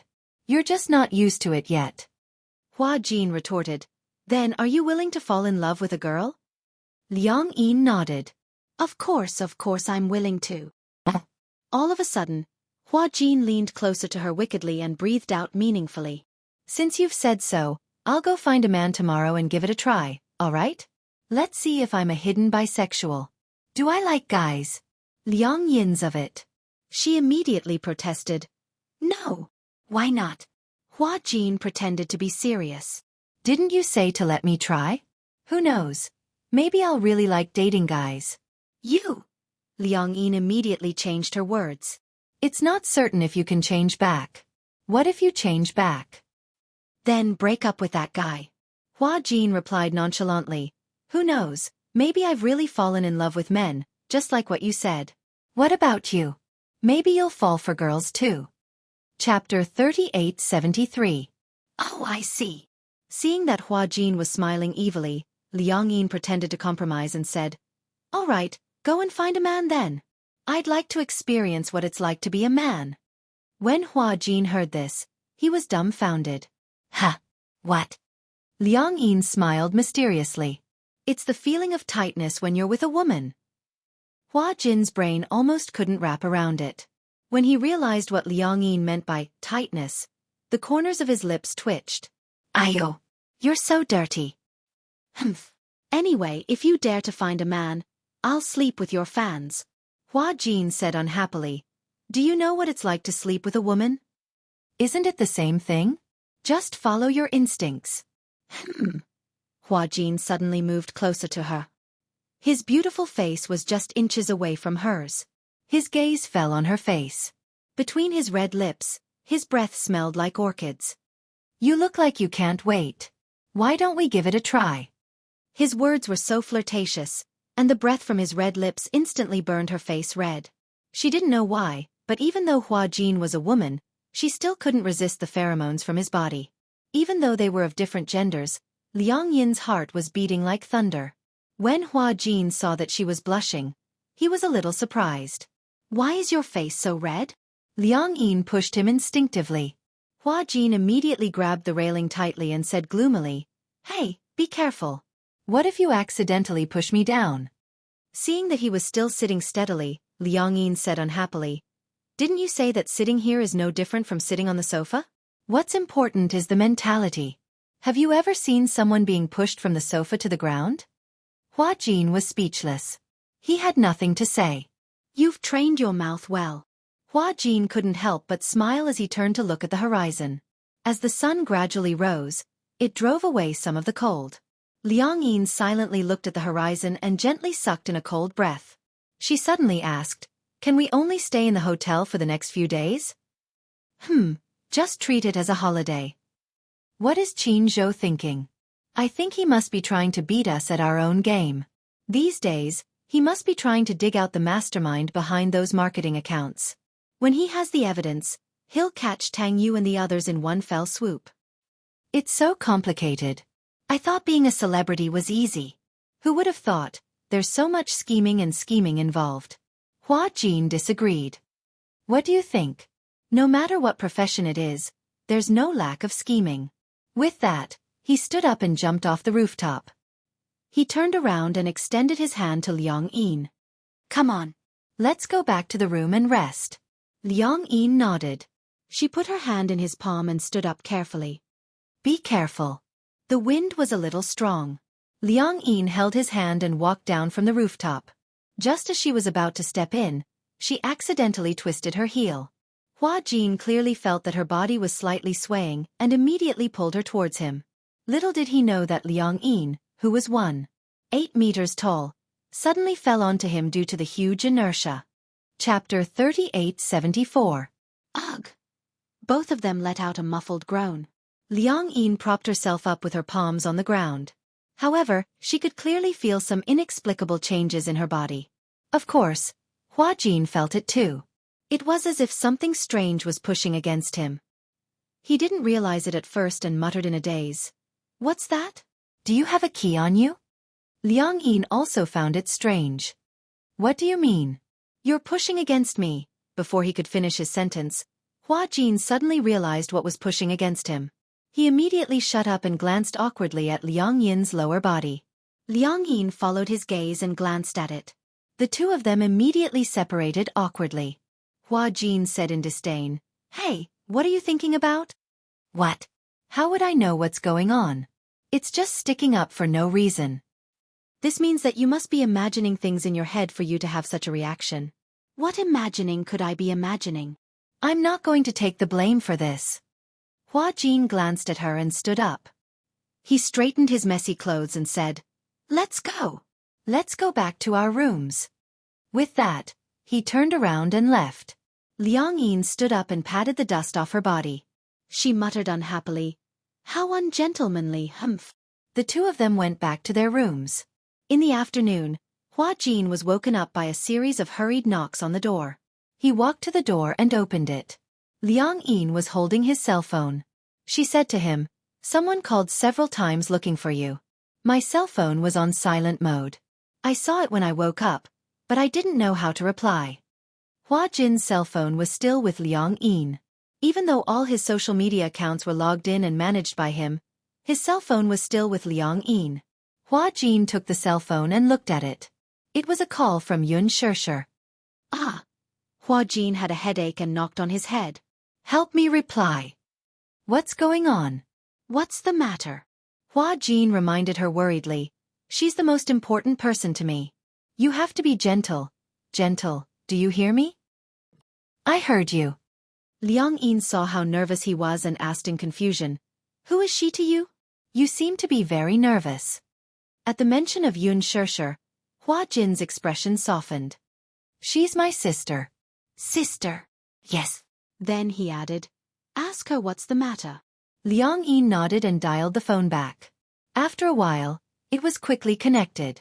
She said, Hello. Yun Shishir's smiling voice came from the other end. Jean, are you filming? No. I heard. Something happened recently. You're in some trouble, aren't you? Yeah, I'm in some trouble. I heard from Qin Zhou that you've stopped all your work recently. Take it as a holiday. Since you're on holiday, let's go to the hot springs together. Hot springs? Liang Yin looked at Hua Jin in surprise. Hua Jin immediately put the call on speaker. Yeah, I've already made a reservation. It's at the hot springs in the middle of the mountain. I've booked the entire hotel. Let's go together. Ah! When Liang heard this, she winked at Hua Jin. What should we do? She mouthed to Hua Jin. Are we going? Hua Jin wanted to go, but... Chapter 3875. While Hua Jin was still hesitating, Yun Shusher said, It's settled then. You're not allowed to stand me up. We haven't gotten together in a long time. You've been busy filming and haven't heard from us for a long time. Yun Shusher didn't allow any explanation and made her decision. Before Liang Yin could say anything, Yun Shusher had already made up her mind. Hua Jin quickly pointed at himself and mouthed, Bring me along, bring me along.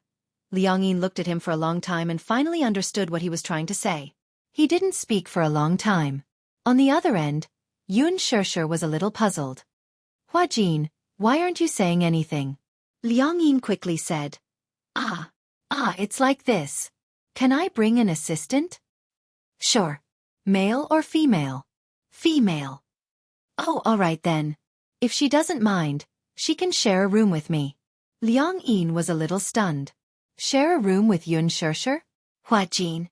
While she was still hesitating, Yun Shusher said apologetically, Because the room was already booked in advance. So there's no room left.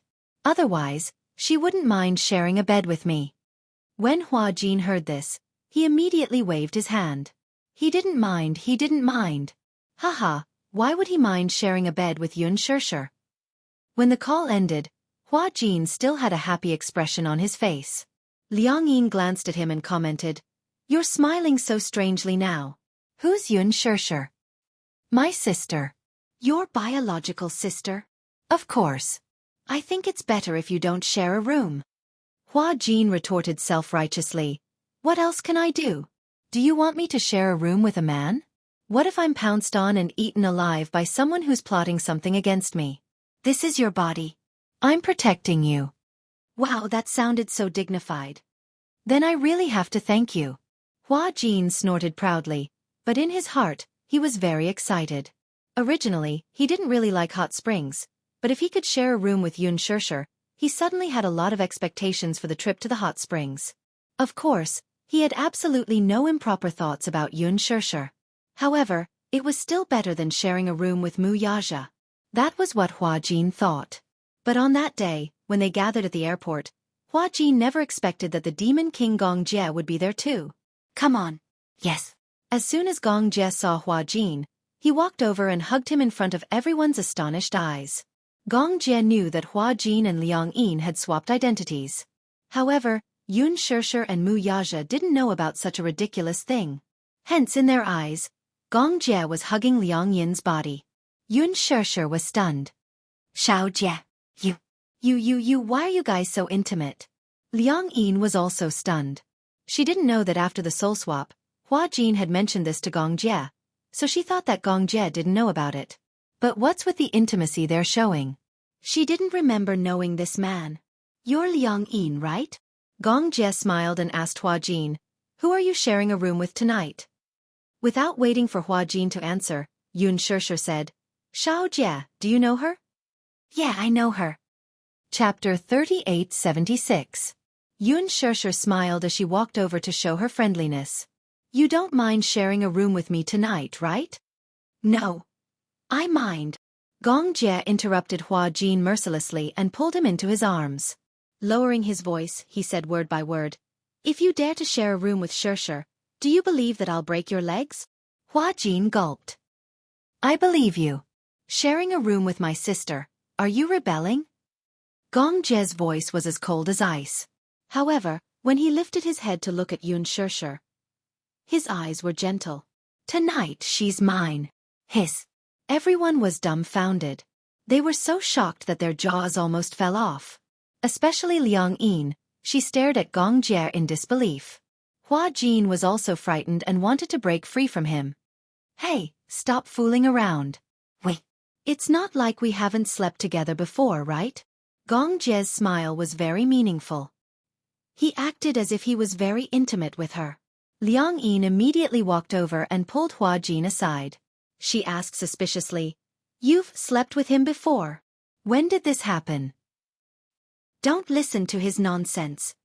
Hua Jin didn't know how to explain and said speechlessly, he actually knows about this matter between us. What matter? Well, he knows that I'm Hua Jin and that we've swapped bodies before. Ha! So he doesn't want me to share a room with his sister, so he forced me to share a room with him. No way. Liang Yin insisted. You can't share a room. Hua Jin rolled his eyes. I don't want to either. You think I want to share a room with him? Gong Jia. The big devil. Who would want to share a room with the big devil? Liang Yin was a little restless. What should we do then? Why don't we leave? Before Hua Jin could answer, Yun Shishir walked over and sized them up. She asked curiously, what are you guys discussing? No, nothing. Hua Jin asked tentatively, how are the rooms allocated tonight? There are 3 rooms in total. Originally, Lisa and I would share a room. Yu, Xiaoi Chen, and your brother-in-law would share a room, and Hua Jin and Xiao Jie would share a room. However, Hua Jin said that he would have to bring you along. Since there are no more rooms, why don't you share a room with me to save the trouble? No. Gong Jie walked over and protested, you can't distribute it this way. He pulled Hua Jin to his side. He has to be in the same room as me. Everyone was silent. Mu Yaja couldn't take it anymore. How about this? I'll do it. In the end, Hua Jin, Gong Jie, and Mu Yaja would share a room. Liang Yin, Xiaoi Chen, and Yu would share a room, and Lisa and Yun Shishir would share a room.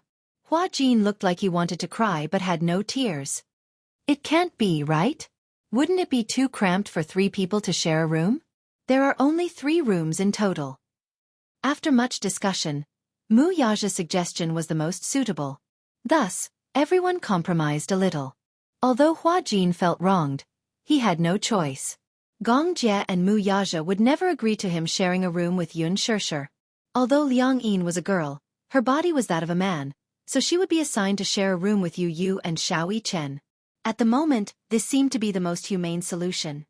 Chapter 3877. After discussing the allocation of the rooms, the group of them set off. Liang Yin was very happy to see the result of this distribution.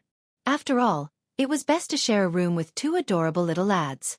She wouldn't feel awkward or embarrassed. Most importantly, she would not feel burdened. Hua Jin said that although Gong Jie knew about this, he did not tell Yun Shishir for the time being. It was not because of any other reason, but because he was worried that she would be worried for nothing and would not be able to accept this fact. However, since Gong Jie knew about this, Yu would naturally know about this too.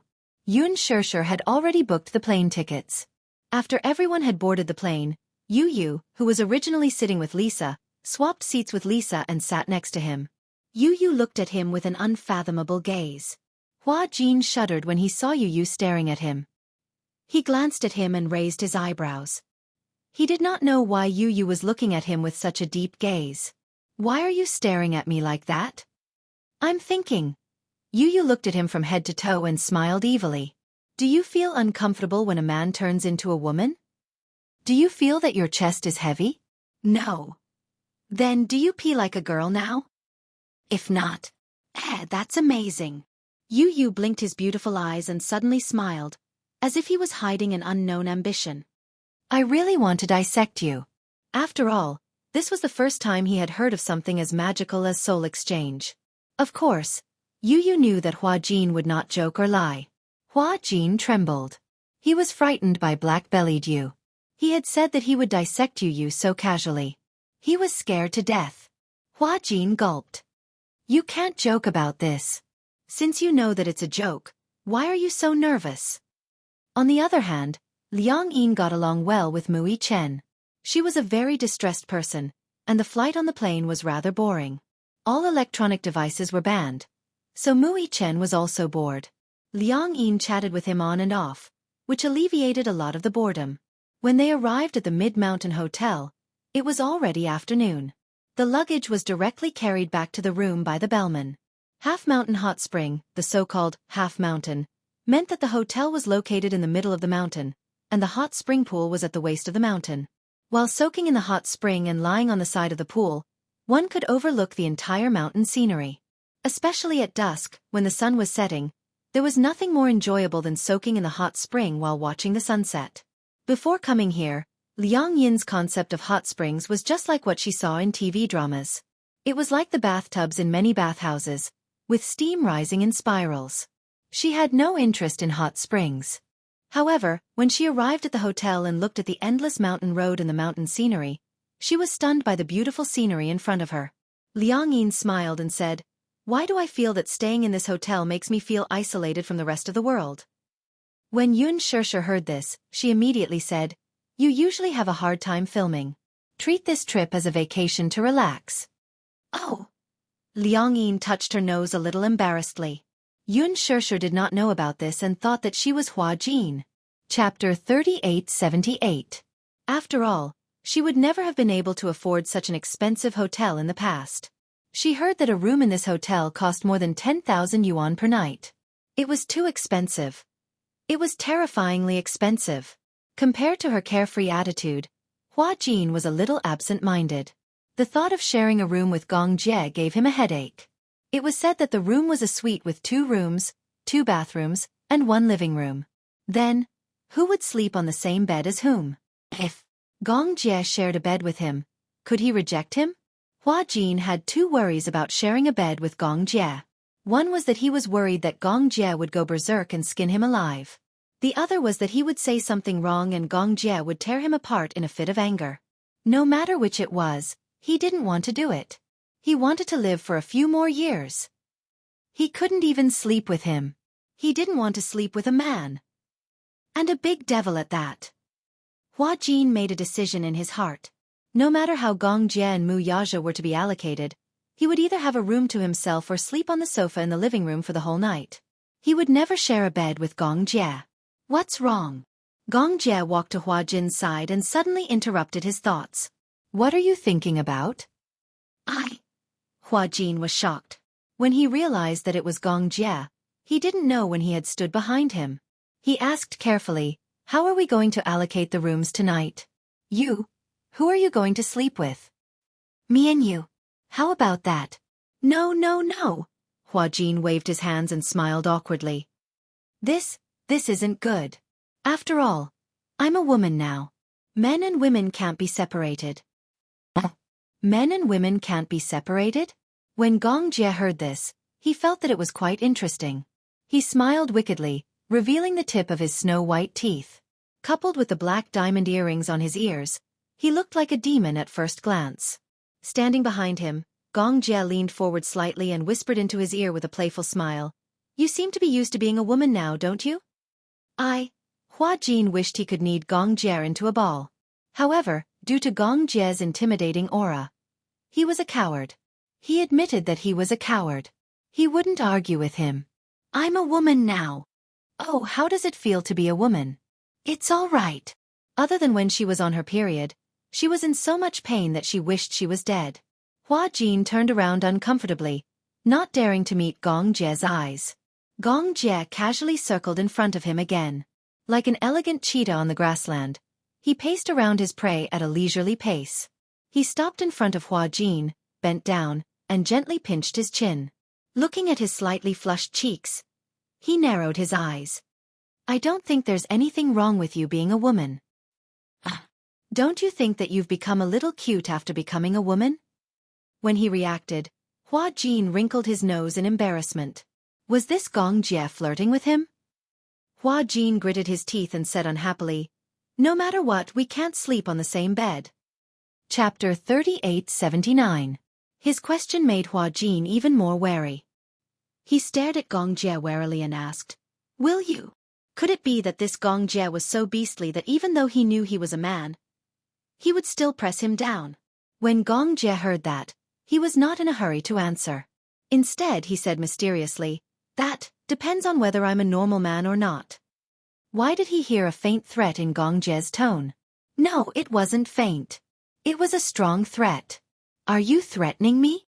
Hua Jin narrowed his eyes and took half a step back warily. "Threatening you with what? Do you think I need to threaten you when you're so weak now?" Hua Jin felt so guilty that his eyes were dotting around. When Gong Jie saw that his gaze was not on him, he pinched his face unhappily and forced him to face him. How do you think a man and a woman will react when they lie on the same bed? Beep, beep, beep, beep. The alarm in Hua Jin's head rang loudly. He stared at Gong Jie as if he was a lion, as if he was afraid that he would pounce on him in the next second. Seeing Hua Jin's vigilant look, Gong Jie felt that it was very interesting. Why? Did you just realize that you're in a dangerous situation? Gong Jie sized him up from head to toe. You're as skinny as a bean sprout. I feel that I can lift you up with just one finger. Humph. Who said that? Hua Jin took half a step back to avoid him. Keep a distance from me. Why? I feel a little uncomfortable standing next to you. Where are you uncomfortable? Gong Jie narrowed his eyes and asked meaningfully, Don't tell me you think that I can't do anything to you if you keep avoiding me? Gong Jie slowly enunciated each word as he enjoyed the sight of the man's uneasy expression. If I really want to do anything to you, you won't be able to escape. Just as Hua Jin was shivering, Yun Shishir's voice sounded. Little Jie. Gong Jie and Hua Jin turned around. Yun Shishir walked over and saw the two of them standing face to face. Ah! Am I disturbing you? Hua Jin quickly waved his hands. No, no. Gong Jie put his arm around Hua Jin's shoulder and looked at Yun Shishir with a gentle smile. What's the matter? Let's go to the restaurant for dinner. Then, I'm going to the hot spring. Okay, you go first. We'll be right there. After Yun Shishir left, Hua Jin immediately pushed him away and brushed his shoulders in disdain. He didn't waste time talking to him and chased after Yun Shishir. Gong Jie curled his lips into a smile as he watched his fleeing figure. There wasn't anything special about dinner. It was just that it was a revolving restaurant on the mountainside, so the scenery was not bad. After dinner, Yun Shishir urged them to bring their swimsuits and agreed to meet at the hot spring. The hot spring was very big. There were a total of 10 hot springs in the hotel, and only the hot spring that Yun Shishir had booked had the best scenery and was in an exclusive location. The hot spring was a mixed bath. There was a very big pool and 2 very small pools on both sides. They were a red wine pool and a small fish pool. Gong Jie and Mu Yaja changed into their swimsuits and went to the hot spring first. When they entered the pool, they saw that Liang Yin had also changed. However, she was a little slow as she walked to the hot spring and covered her chest with her hands. Chapter 3880. For some reason, she felt like a pretty girl from a humble family. This was obviously a subconscious action of a woman when she saw the opposite sex. Although she knew that she was a man now, she was still not used to the fact that her upper body was bare. Hua Jin had so many swimming trunks, but Liang Yin bought a pair of boxer trunks that could cover more of her body. However, compared to Liang Yin, she was still considered lucky. The most awkward person was Hua Jin. His swimsuit was personally chosen by Liang Yin. He had never seen it before. What? Protect. Guard. Swim. Clothes. Was this AF** King swimsuit? If it wasn't a swimsuit, he would have thought it was a diving suit. Did it have to be so tightly wrapped? His figure wasn't that good, so there was no need to cover it so tightly. In Liang Yin's words, she was worried that he would accidentally expose himself. What the F*** was she worried about? She didn't have to choose such a tight one, did she? This was practically a diving suit. When Hua Jin changed into his swimsuit and walked out, Yun Shishir was sitting by the hot spring and drinking water. When she saw him wrapped up so tightly, she swallowed a mouthful of water and almost choked. Oh my God! Yun Shishir widened her eyes in shock. Liang Yin, you're not wearing a swimsuit, are you? Ha ha! Xiao Yichen burst out laughing and pointed at Hua Jin. We're here to soak in the hot spring, not to dive. Those who don't know would think that we're diving in the Maldives. Hua Jin cleared his throat awkwardly and walked into the hot spring gloomily. He found a corner and sat down. He had nowhere to vent his frustrations. It was so tight that it was uncomfortable to wear. It was stuffy and hot. Most importantly, the water in the hot spring was very hot. Coupled with such a tight swimsuit, it was like wearing a thick quilted jacket in a sauna. He felt like he was going crazy from the heat. Liang Yin was also a little annoyed. She also realized that the swimsuit she had chosen was too heavy, so heavy that it was a little exaggerated. She had never soaked in a hot spring before, so she didn't know that the water was so hot. When she was choosing a swimsuit, she also asked Hua Jin for his opinion. Hua Jin naturally allowed her to choose any swimsuit she wanted. Anyway, he would wear it anyway. In the end, this guy specifically chose the most conservative one. Was this on purpose to prank him? It was so thick that he could hardly breathe. Gong Jie pursed his lips and smiled. It was as if he was gloating. Hua Jin just sat there sullenly, obviously not in a good mood. No matter how enjoyable it was to soak in the hot spring, it was almost ruined by the swimsuit. Liang Yin walked over guiltily. I'm sorry. I don't know. That's how it is to soak in a hot spring. Do you feel hot? Why don't you ask the waiter if there are any swimsuits for sale here? You can change into one at the last minute. Tell me, why did you buy such a store? Hua Jin muttered unhappily. You don't have a good figure. Liang Yin's face immediately turned cold. She gritted her teeth and said, What did you say? Without waiting for Hua Jin to explain, she grabbed his head and pushed him into the water. Hua Jin jumped out of the water and glared at Liang Yin angrily. Yun Shishir said reproachfully, Hua Jin, how can you bully a girl like that? As she said this, she slid to Hua Jin's side and asked gently, Liang Yin, are you okay? Chapter 3881. It's nothing. When Yun Shishir saw him smile, she was a little surprised. Her eyes widened slightly, and she immediately said to Liang Yin, Hua Jin is indeed your assistant. Even when he smiles, he looks a little like you. When Hua Jin heard this, he was slightly stunned. He actually found it a little hard to believe. Liang Yin also looked at Yun Shishir in surprise. She blinked in astonishment, unable to come back to her senses. Yun Shishir was completely unaware of the smiles between Hua Jin and Liang Yin. She purely felt that when Liang Yin smiled just now, it was extremely similar to how Hua Jin usually smiled at her. Hua Jin was extremely touched. He didn't expect that even though he had changed into a different appearance, she would still remember. Hua Jin suddenly remembered what Xiao Yichen had said to him back then. When I stand next to you, no matter who it is, even Daddy, if they don't look at our height, it'll be difficult to tell us apart at a glance. However, Mommy will be able to tell which one is you and which one is me. Isn't that a very magical thing? At that time, Hua Jin had been impressed by Yun Shishir's meticulous mind. However, he didn't expect that even if he wasn't Hua Jin, she would still be able to distinguish his shadow in another person. Hua Jin asked carefully, Do I really look like Hua Jin when I smile? Yeah, very much. Yun Shishir glanced at Liang Yin and said with a chuckle, Every time Hua Jin smiles at me, his eyes are squinted into slits, just like yours. As she said this, she swam back to the side of the pool. She rested her arms on the side of the pool and soaked in the bath comfortably. Hua Jin and Liang Yin looked at each other in bewilderment. Gong Jie glanced at Yun Shishir and then at Hua Jin. He felt a little depressed and jealous. Just now, Yun Shishir recognized Hua Jin at a glance. He didn't know if his own sister would be able to recognize his shadow from a smile if something like this happened to him.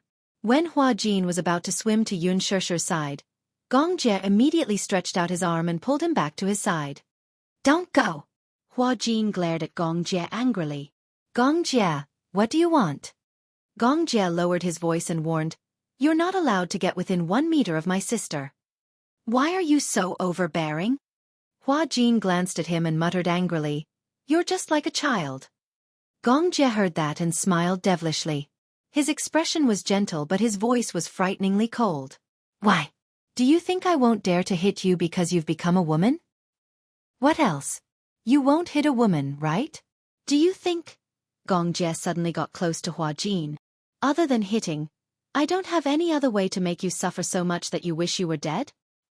Gulp. Hua Jin gulped nervously and his eyes widened. Gong Jie looked at him coldly. He was originally annoyed, especially when he thought of the special treatment Hua Jin received from Yun Shishir. This made him extremely unhappy. However, he didn't know why, but the expression on Hua Jin's face was really interesting. His eyes were so big that when he widened his eyes, his expression looked dazed and timid. His dark eyes were filled with his enlarged reflection. He looked stupid, but at the same time he felt that it was actually kind of cute. Gong Jie almost lost his cool. He turned his face away awkwardly. He actually felt that this guy would be kind of cute after becoming a woman. Chapter 3882.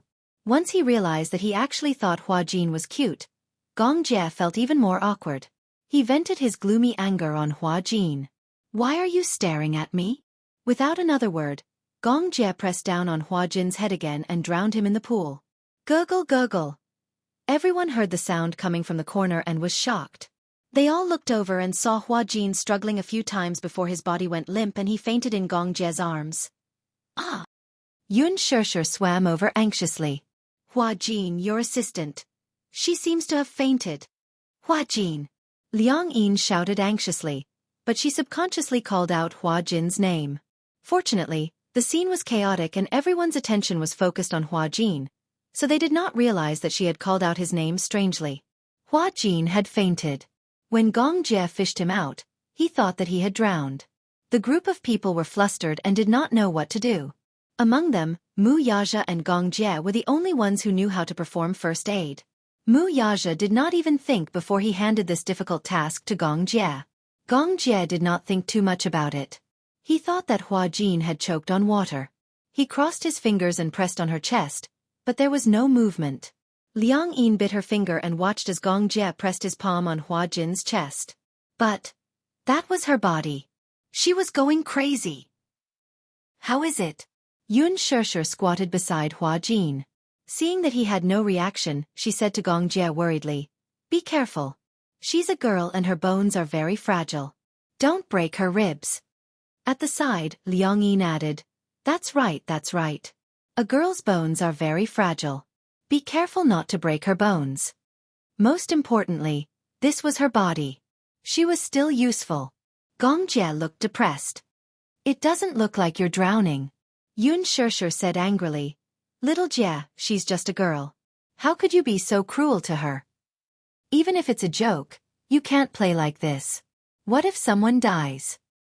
"I know what I'm doing." Just as the group of people were staring at each other in bewilderment, Yu, who was at the side, looked at Hua Jin, who was lying on the ground with a flushed face, and asked suspiciously, "Could it be that he fainted from the heat? Also, I remember that there is an infirmary in the hotel." Yu glanced at Gong Jie and said coldly, "Instead of glaring at him, why don't we send him to the infirmary?" When Hua Jin woke up and opened his eyes, he saw a light hanging above his head. He suddenly realized that he was on a big bed. A familiar voice came from beside him. "You're awake." Hua Jin turned his head in horror and stared at Gong Jie, who was guarding by the bed, in despair. Why was this guy still haunting him? When Gong Jie saw Hua Jin looking at him as if he had seen a ghost, his expression turned even uglier. "If you don't want to wake up, I can let you sleep again." No need." Although Hua Jin was extremely afraid of Gong Jie, the demon king of sadism, on the surface, he was extremely cowardly. Why am I here?" He sat up with his hand on his head and asked carefully. "The doctor said that you fainted because of a lack of oxygen in your brain and low blood pressure.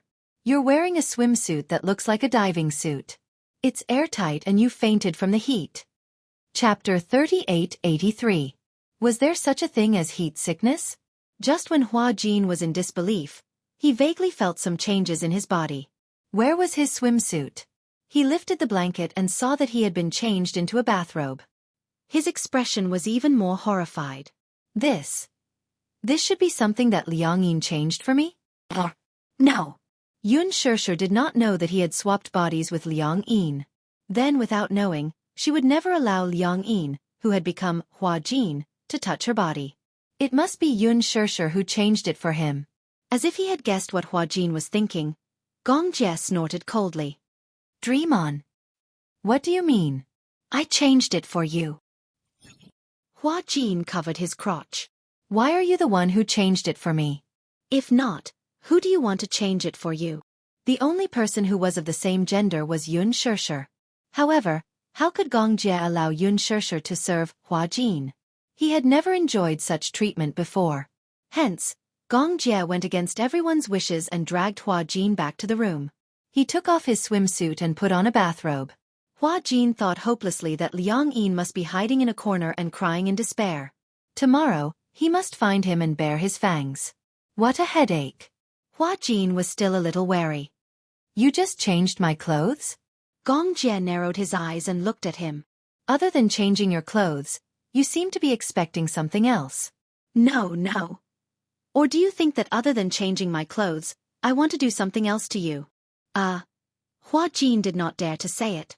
In reality, if a man and a woman were to be alone together, it would be hard for a hot-blooded man to not have any evil thoughts when he saw the naked young girl, right? Especially a man like Gong Jie.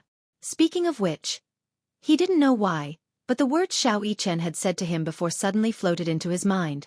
My uncle doesn't like men, right? I don't think he likes women. He doesn't seem to be interested in women. Hua Jin had some doubts. Could it be that this Gong Jie really doesn't like women?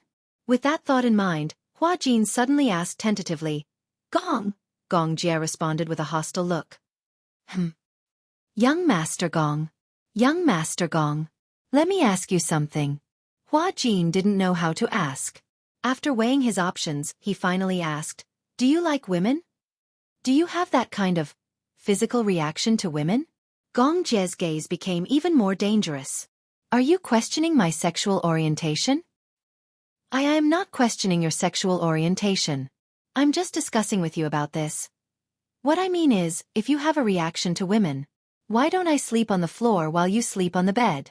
We can't possibly sleep in the same bed as a single man and a single woman, can we? What if you pounced on me? However, Hua Jin didn't dare to ask the second half of his sentence. Gong Jie heard this and revealed an extremely evil smile. He suddenly approached him. Hua Jin leaned against the headboard and stared at him nervously.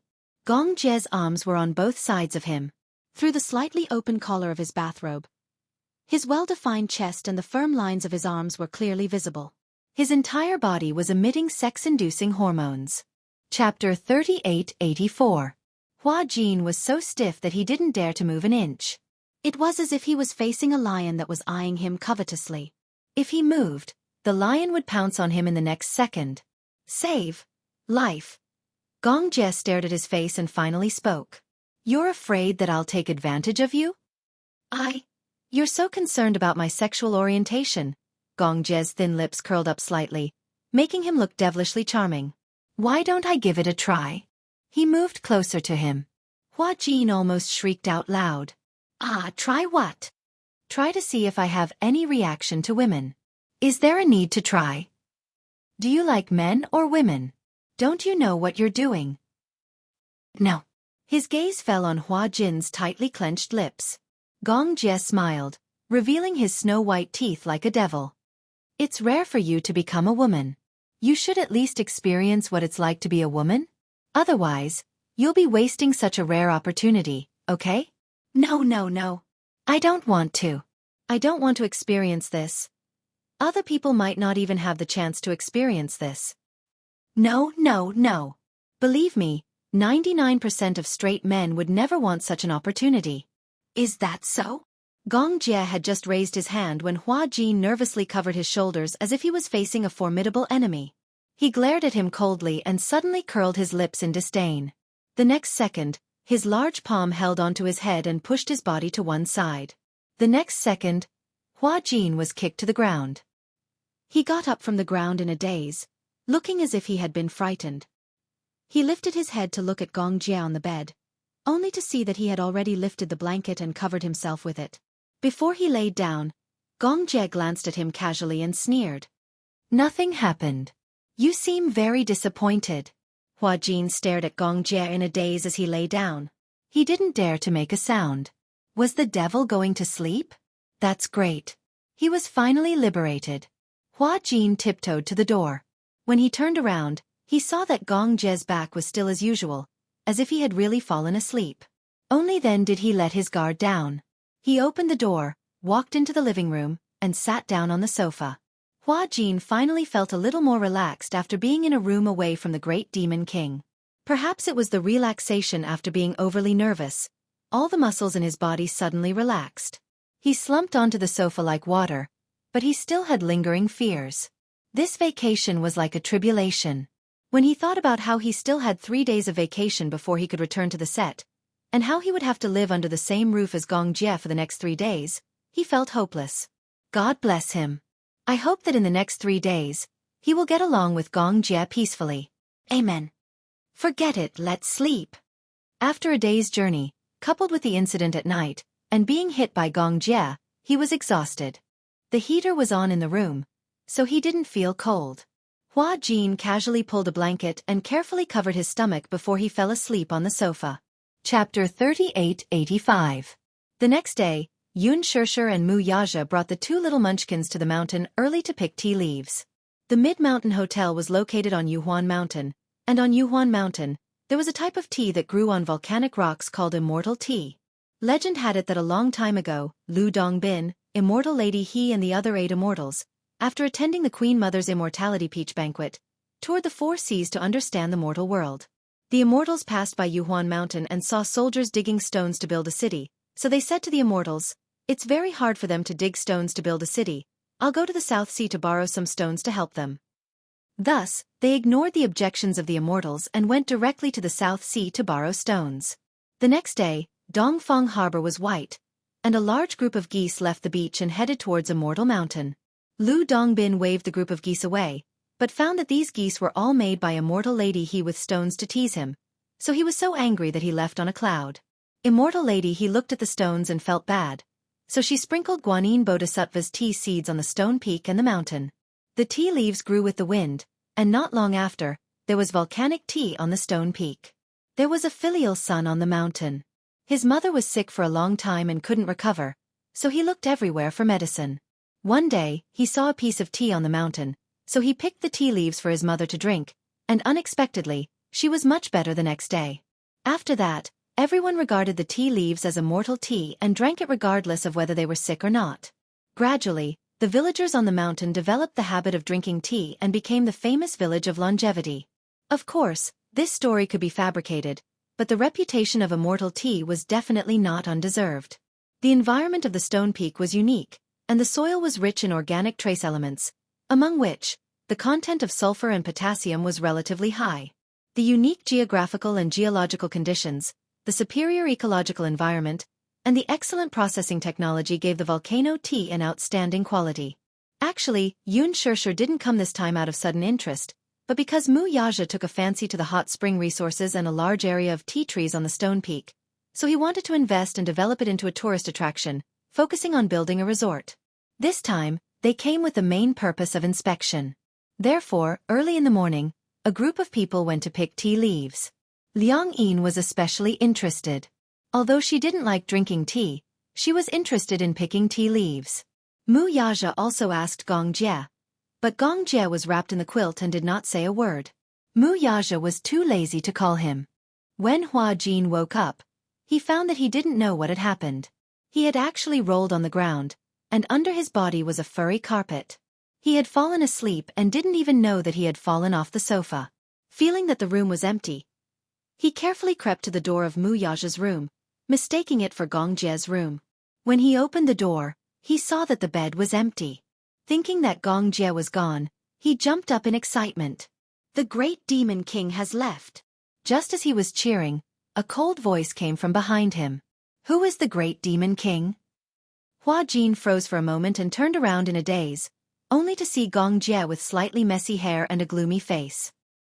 Gong Jie glared at him with an unfriendly face. Hua Jin took half a step back and immediately adapted to the situation, revealing a standard peasant smile.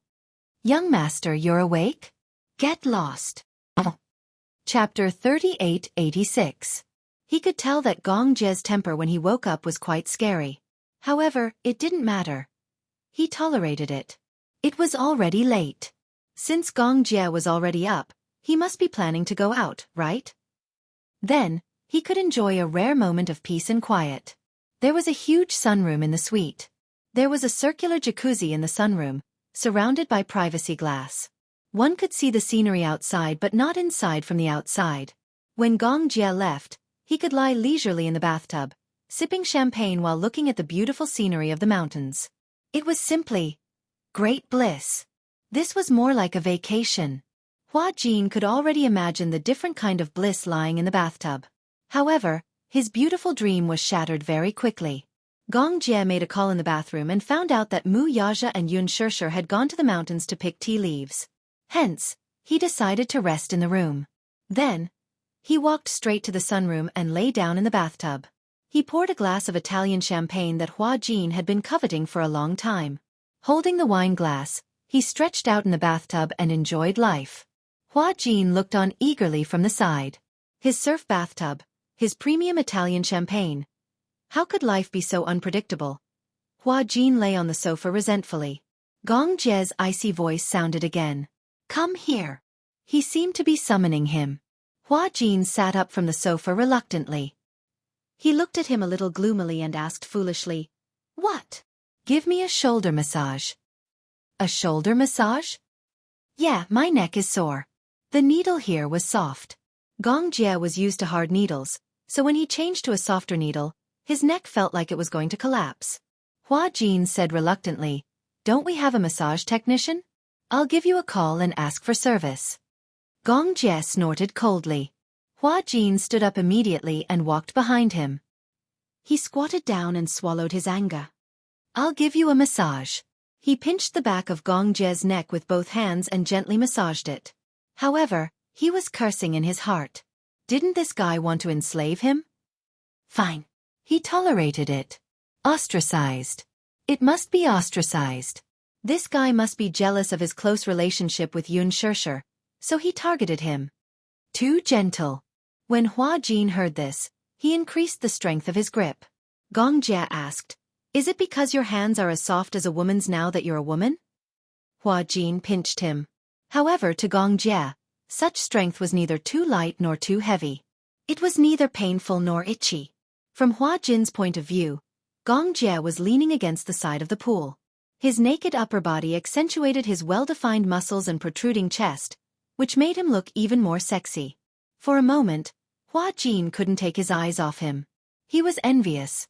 How did he train his muscles? He used to have the habit of going to the gym. However, no matter how much he trained, he couldn't train his muscles to be as exquisite as Gong Jie's. Hua Jin asked curiously, How did you train your muscles? What? Do you go to the gym? I don't have the habit of going to the gym. Then how did you get your muscles? Why do you want them? Hua Jin naturally felt envious. Chapter 38-87. Hua Jin didn't say anything, but he felt envious. Hence, he kept staring at him. However, he suddenly realized that Gong Jie's deep gaze had landed on his side profile. He snorted and asked, What are you doing? Have you seen enough? I see that you've been staring at me. Gong Jie asked again, How long are you going to stare at me? Hua Jin turned his face away awkwardly, stood up and walked to one side. He said unhappily, Do you think I want to look? Even if you don't want to look, you've been staring at me for a long time. As he said that, Gong Jie stood up from the bathtub and wiped his body with a towel. Then, he put on a bathrobe and stepped out of the bathtub. Fine water droplets slid down his skin bit by bit. Gong Jie walked in front of him and looked at him fixedly. Hua Jin didn't know where to look and just stared at him blankly. Why are you staring at me? Gong Jie said this out of the blue. I realize that you're quite pretty. Boom. This sentence made Hua Jin's entire body stiffen. So much so that all the blood in his body flowed to the top of his head, and his face was so red that it looked like blood was going to come out. Gong Jie saw that his face was even redder, and for a moment, he felt that it was more interesting. Standing in front of him was Liang Yin. Even though he knew that although it was a woman's body, the essence was still Hua Jin. However, he didn't know why, but he didn't feel that it was out of place at all. You've blended in well with this body. When Hua Jin heard this, he was stunned. What do you mean? After you've turned into a woman, you're really like that? As Gong Jie said this, he suddenly chuckled and walked closer to him. What's the experience of being a woman? Hua Jin looked awkward as he retreated, trying to avoid him. Gong Jie stretched out his arms and trapped him between his arms, blocking his escape route. Hua Jin shrunk his shoulders in vigilance, looking extremely vigilant. Gong Jie, is it fun to tease me? Tease. Gong Jie frowned and recalled, I remember someone seriously questioning my sexual orientation yesterday. Why don't I take this opportunity to prove to you what my sexual orientation is? Hua Jin was furious. Gong Jie, don't make such a joke.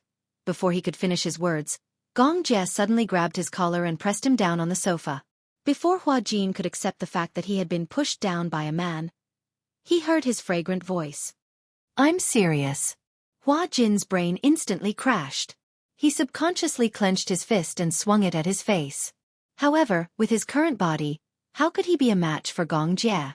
The latter raised his hand and easily caught his fist without any effort. He immediately tied his hands behind his back and subdued him. Hua Jin couldn't move anymore. In the next second, a warm sensation pressed down and covered his lips. However, it was only for a moment. After a brief touch, it immediately separated. When he came back to his senses, Gong Jie had actually kissed him. Hua Jin's eyes widened as if they were about to pop out. Chapter 3888. Ha! He laughed out loud. Hua Jin's reaction was too amusing. He couldn't help but laugh. He had intended to tease him. After all, this guy had questioned his sexual orientation yesterday. Then, he had to prove that he liked women and was a normal man. However, he didn't expect his reaction to be so cute. Previously, when they were playing games and receiving punishment, he had also kissed him indirectly. However, it was a little awkward facing a man's face at that time. Now that Hua Jin had become a woman, however, this sense of repulsion vanished in an instant. Gong Jie. Hua Jin was so angry that he gritted his teeth and asked, "Is it fun? Is it fun to bully people like this?" "Yeah, it doesn't feel bad." "You! This lawless devil incarnate." Hua Jin pushed him away violently. He raised his hand and rubbed his mouth with the back of his hand. His mouth was very tender, like a flower petal. After he rubbed it, it turned red and swollen, as if it had been spicy. When Gong Jie saw this, he couldn't help but laugh again. However, because of this laugh, Hua Jin couldn't help but be stunned. It was rare for him to see Gong Jie laugh like this. He had to admit that when he laughed, he looked very good. He had a heroic spirit. Although he and Yun Shirshir were twins, their facial features were very similar. However, his features were more heroic and devilish. It was a beauty that was between the sexes. He was very beautiful. When he laughed, there was a faint dimple at the corner of his lips. This dimple was too small. It wasn't easy to notice when he didn't smile normally. However, when he laughed, he couldn't hide it at all. If Gong Jie laughed like this often, it wouldn't be bad. If he didn't know this man well, he would definitely think that this smile was very sunny and warm. However, those who knew his character would shudder because of this smile. They always felt that when he smiled, even if he looked at the sun, there was always a hint of evil and sinister intent. Seeing him smile like this made his hair stand on end. Hua Jin turned his head awkwardly, stood up, walked to the door and muttered, "Pervert!" With that, he opened the door and walked out, slamming the door behind him. Gong Jie did not know where he got the courage to use these two words on him. However, he was tactful enough to run away as soon as he finished speaking. Gong Jie was too lazy to care about him. He lay down on the sofa, picked up the remote control on the coffee table, turned on the TV, and watched it. Outside the door, Hua Jin left the room, not knowing where to go. The hotel had a lobby and a tea pavilion that looked like a garden in the sky. He might as well sit there and pass the time. When Yun Shirshir came back, he would look at the specific arrangements. Thus, he sat down and ordered a cup of tea. However, his guilty conscience did not calm down for a long time. Thinking back to that Gong Jie kiss just now, he felt uncomfortable in his heart. He felt that, as a man, he was actually being teased by another man. This feeling was not good at all. Yun Shirshir came back after picking the tea leaves. When she passed by the tea pavilion, she saw Hua Jin sitting in the tea pavilion, holding his chin with both hands as he stared at the mountain scenery in a daze. Chapter 3889. She walked over and patted him lightly on the shoulder. "Liang Yin." Hua Jin was in a daze. When he looked up and saw Yun Shirshir, he smiled. "Shirshir, why are you sitting here alone? I didn't see you get up to pick tea with us in the morning." "Oh, I was still sleeping in the morning. I didn't know that you went to pick tea." "I see." Yun Shirshir smiled. "We bought tea cakes." "Tea cakes?" "Yeah." Yun Shirshir took out a tea cake from the box, broke off a small piece, and handed it to Hua Jin.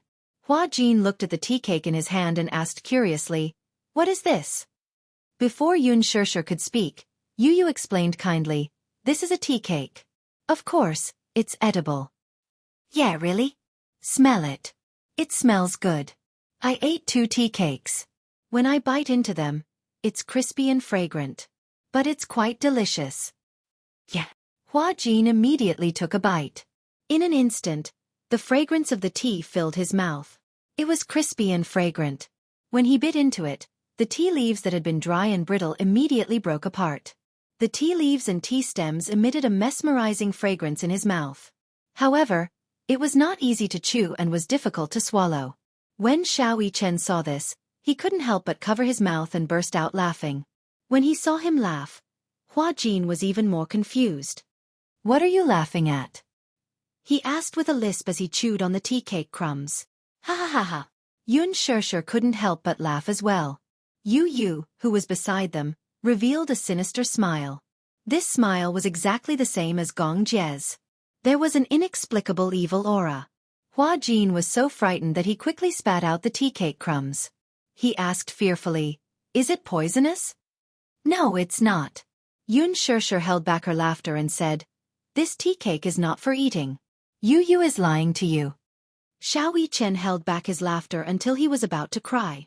He didn't know whether to laugh or cry. "Haha, this tea cake is actually for making tea." Liang Yin stood at the side and asked quietly, "Don't you know that tea cakes are meant to be eaten? They're used to make tea." The corner of Hua Jin's lips twitched. He casually picked up the glass of water beside him and took a big gulp before spitting out the remaining dregs. A bitter taste instantly filled his mouth. He chewed the tea leaves were not only fragrant, but there was also an inexplicable bitterness. Fortunately, although the tea leaves and stems had been crushed into pancakes, they were still difficult to swallow, so he didn't swallow much. Why was this family so black-bellied? Whether it was Gong Jie, Mu Yaja, or Yu, other than Yun Shishir and Xiao Yichen, the other three were the epitome of being two-faced. Even though Xiao Yichen was sometimes naughty, compared to Yu, he was a little angel who was kind, and beautiful.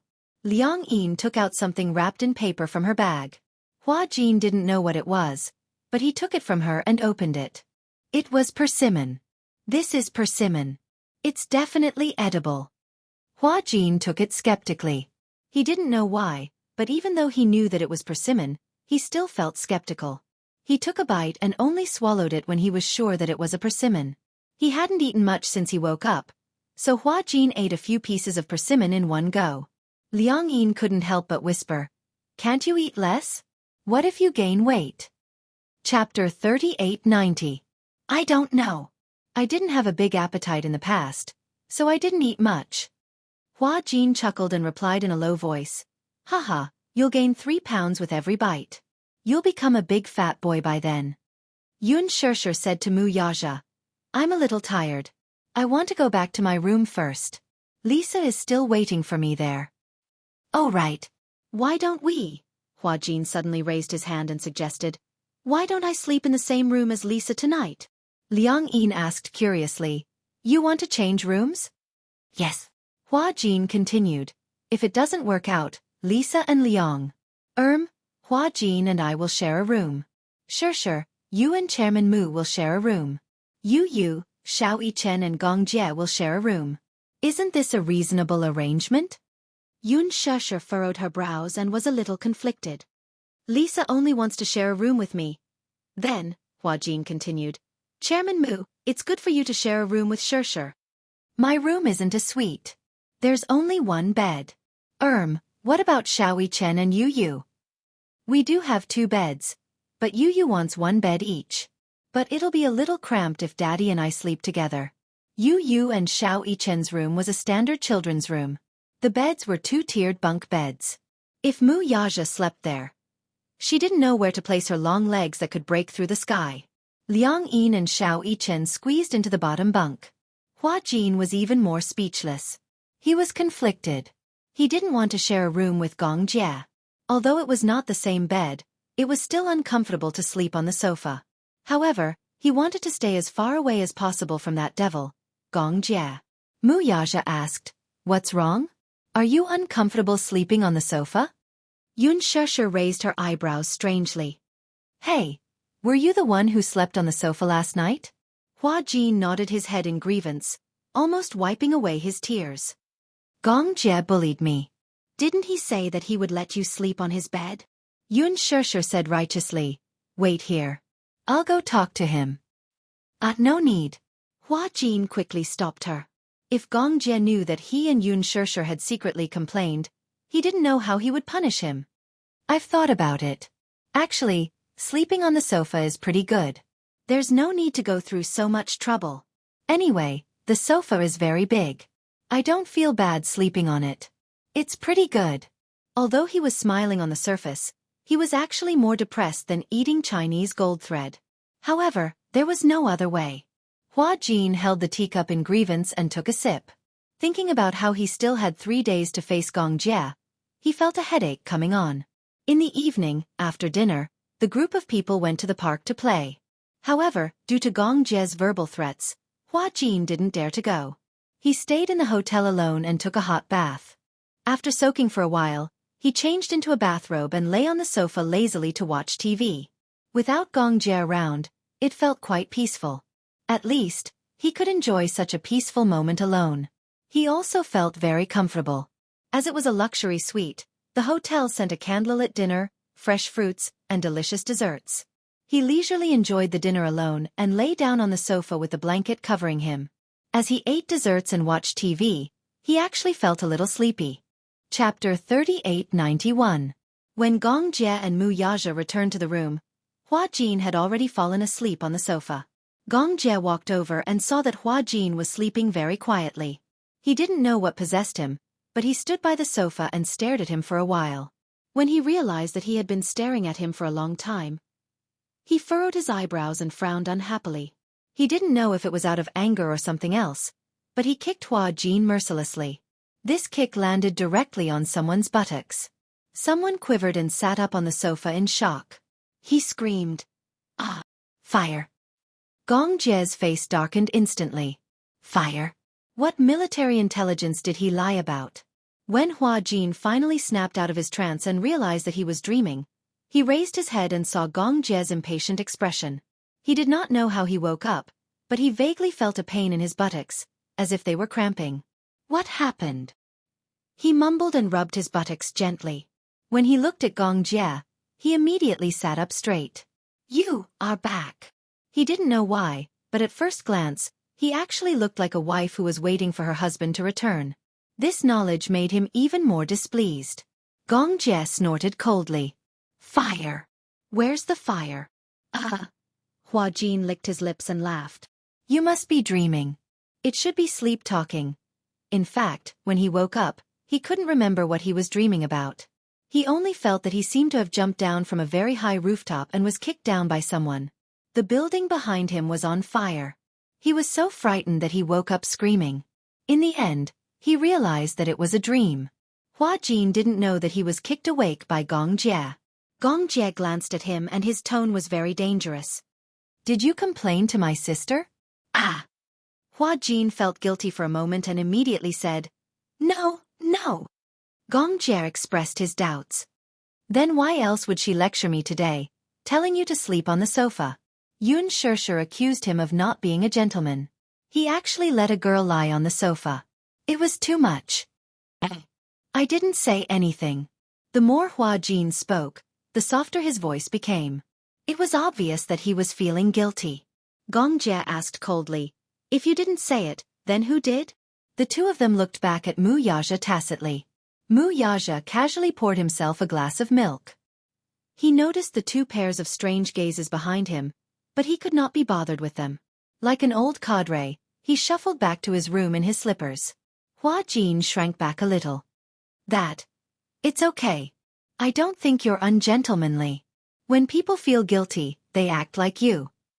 Gong Jie said with a deep smile, It's okay, you can sleep on the bed today. Hua Jin was puzzled. Since when did Gong Jie become so reasonable? He felt that it was not normal for him to be so kind. He didn't seem to be so considerate. Hua Jin asked, If I'm sleeping on the bed, where are you sleeping? I'll sleep beside you. Hua Jin was glad that he didn't drink any water. Otherwise, he would have spat it out or choked on it. No need. Chapter 3892. You like to sleep on the sofa so much? Yeah. Hua Jin nodded vigorously. I love the sofa. Gong Jie was speechless. He looked at him carefully and suddenly asked, "Why? Why are you so afraid?" Gong Jie snorted coldly. "Don't worry, I'm not interested in you. Just don't sneak up on me." "Who would sneak up on you?" Hua Jin said again. "I don't like to sleep with men." Gong Jie said coldly, "Don't tell me you like men." Hua Jin should be glad that he didn't drink water. Otherwise, he would have choked to death from the shock. "Who likes men?" "You," Gong Jie said. "I think you look very gay. Also, I heard a lot of rumors saying that you like men and not women." "Who said that?" "Entertainment magazines." "I couldn't tell," Hua Jin said mockingly. "Young Master Gong, you're so busy every day. How could you be so bored as to buy entertainment magazines to read?" "On the plane," Gong Jie said. "Since you don't like men, why are you so guilty?" Hua Jin snorted coldly to express his disdain. "Even if I like men, I'll never like someone like you." "Oh, what kind of person am I?" "Domineering, perverted." Hua Jin was about to say the word pervert when he saw Gong Jie's face. He was so frightened that he swallowed his words. Gong Jie looked at him coldly. His thin lips suddenly curled up. He suddenly bent down slightly and gently approached Hua Jin. Seeing that he suddenly leaned over, Hua Jin quickly leaned back, wishing that he could keep a distance from him. However, he was getting closer and closer, so much so that the warm breath from his lips blew onto the tip of his nose. His breath seemed to have a special kind of high temperature, which instantly made his face red. Hua Jin's face was burning hot, but he didn't know it. Gong Jie saw that his face was strangely red, and felt that it was interesting. "Why is your face so red? Could it be that she's shy? Why are you so close to me? I realize that I don't hate you that much anymore. Oh, at least now that you're a woman, I don't hate you at all."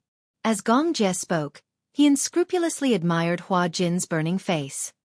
He straightened up and said, "Ah, it seems that you really like men."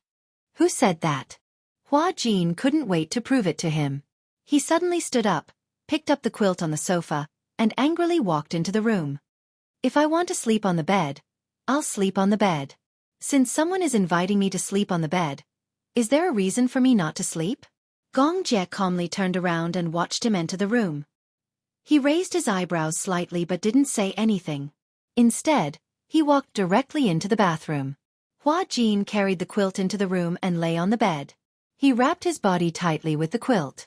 After a while, he heard the sound of water splashing from the bathroom. It was obvious that Gong Jie was taking a shower. He felt that something was wrong with this situation. It was just like when a couple was in a hotel. Damn it, why did he think in this direction? Moreover, why was he wrapped so tightly? It was as if he was guarding against something. Wasn't it normal for two men to sleep on the same bed? Chapter 3893. He looked like a shy little wife who was waiting for her new husband. How could one not misunderstand? He was obviously a man.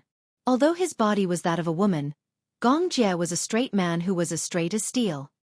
He would not do anything to him, right? Of course, he had the body of a devil, but he felt that he was a very principled guy. He would not do such a thing. Hua Jin comforted himself as he carefully lifted the blanket. But he really wanted to take off his bra and sleep. It would be quite uncomfortable to sleep wearing this thing. But if he did not wear it, it would inevitably be a little exposed, right? But if he wore it, it would be very uncomfortable.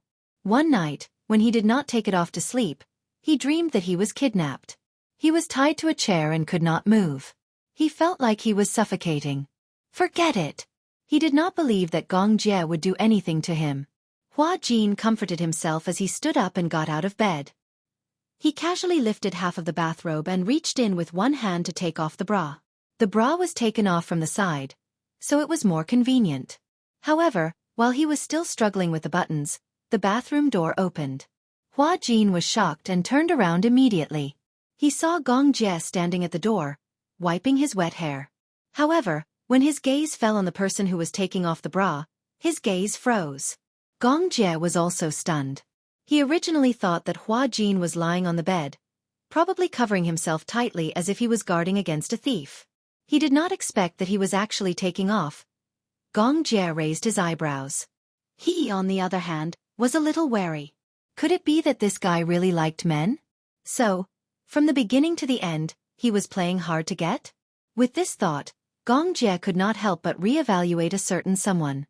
She recalled the time when they used to play punishment games. Whenever they were separated by a piece of tissue, Hua Jin's face would turn red as if he was shy. A normal man would be annoyed by that. Why would he show such a shy expression? Could it be? Gong Jie narrowed his eyes in horror at the thought. Are you that impatient? When Hua Jin heard this, he immediately pulled his clothes together and looked at him warily. Why didn't you say anything when you came out? Also, what do you mean by can't wait? Since you're not impatient, why are you taking off your clothes? Hua Jin felt that he was at a loss for words. What? Did I see through you? Gong Jie snorted. Disgusting. You're the disgusting one. Hua Jin was completely enraged. I like women. Do you think I'm like you, someone who doesn't like men or women?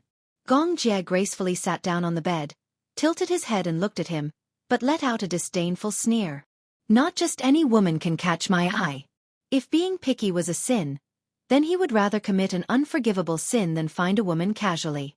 Hearing his disdainful tone, Hua Jin suddenly laughed mischievously. Don't tell me that young Master Gong is still a little chunky? You seem to care a lot about whether I'm a chunky or not.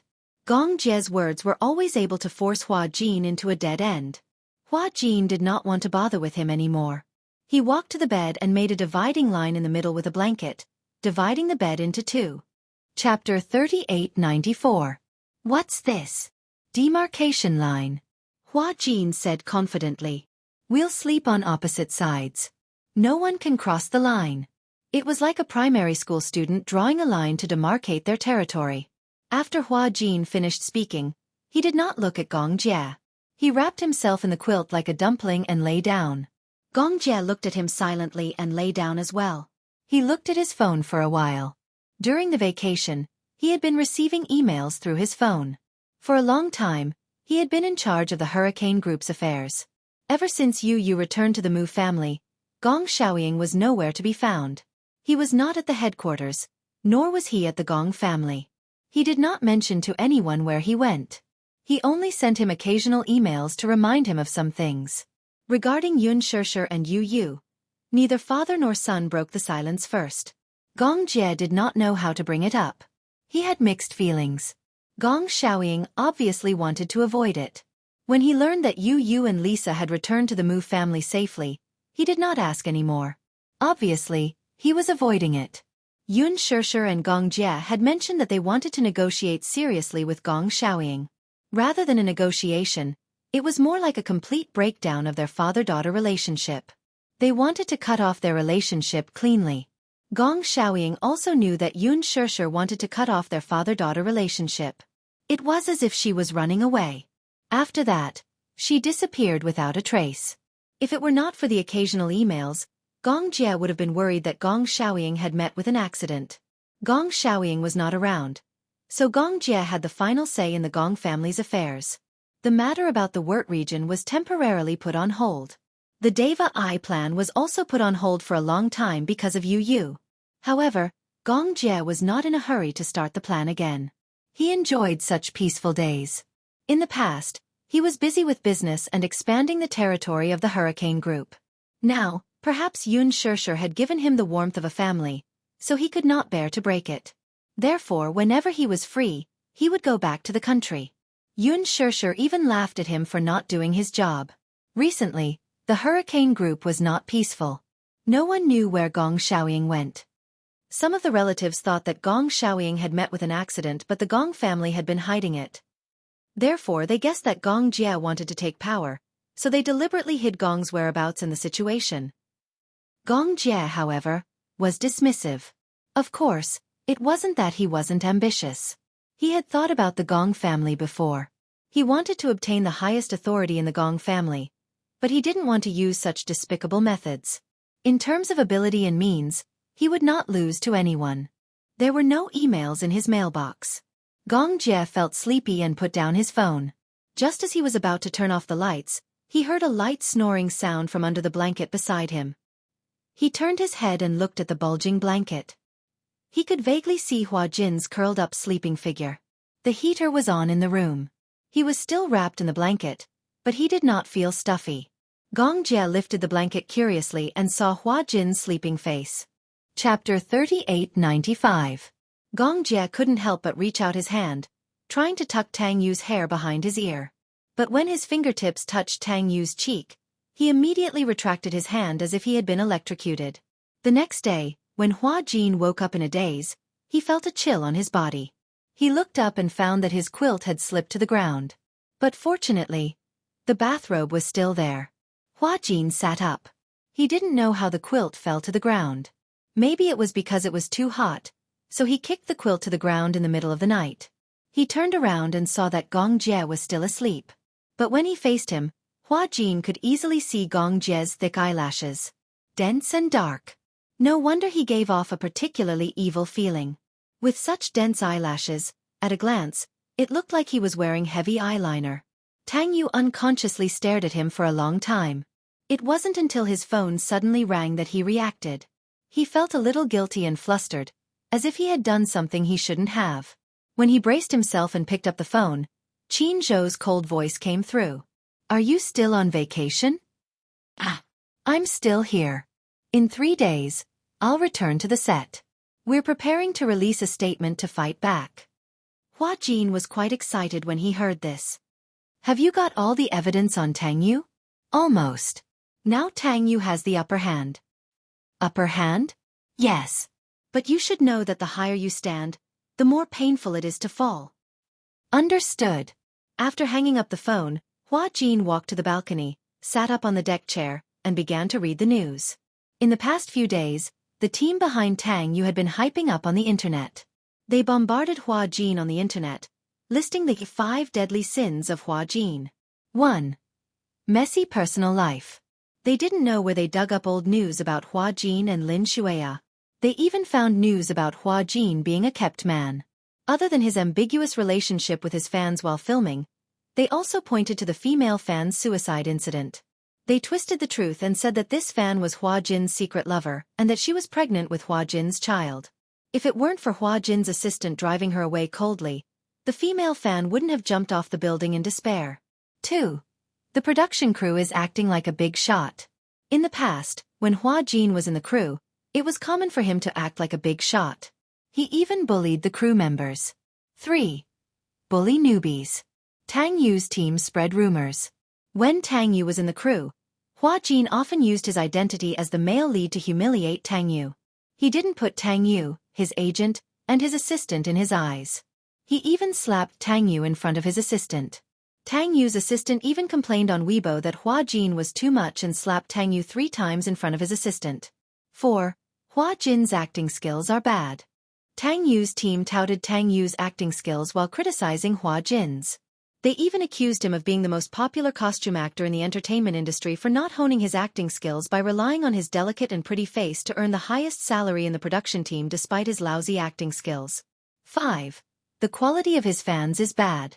Hua Jin's fans impeached Tang Yu on the internet, accusing him of using Hua Jin's fame to create hype. They even insulted Tang Yu on Weibo. Chapter 3896. During this time, Hua Jin didn't look at the news on the internet. Because Qin Zhou told him not to look, Hua Jin didn't look at it to avoid messing up his mood. As a result, Hua Jin almost exploded when he saw it. What was this? Was Tang Yu looking for death? How dare he do this to him? Endure he endured. When he returned to Beijing, he would confront Tang Yu. On the bed, Gong Jie opened his eyes. He had woken up. He turned around and glanced at Hua Jin's angry back on the balcony. He furrowed his brows, turned over and went back to sleep. 2 days later, Hua Jin and Liang Yin returned to the set early. Qin Zhou was already waiting for them at the set and explained everything to them. At first, Liang Yin found it hard to accept. She didn't expect Tang Yu to be so excessive. He indiscriminately pushed the blame to Hua Jin and even smeared Hua Jin's reputation. Qin Zhou sneered, if Tang Yu could face his mistakes and admit that he was the one who caused this, it wouldn't be a big deal. But look at his behavior. He actually dared to go against Huan Yu. He's looking for death. Hua Jin also said hatefully, This Tang Yu, he just debuted not long ago. How can he be so ruthless? Yes. Do you know who's behind Tang Yu? Who? Huan Yu's rival. Senhai Entertainment. Senhai. 10 years ago, Senhai Entertainment mainly focused on the music industry. They signed many singers. Many singers and groups that were popular all over Asia were artists under Senhai Entertainment. However, they hadn't sung for a long time. The music industry ushered in the impact of the digital era. The market was in a slump, and the music sales plummeted.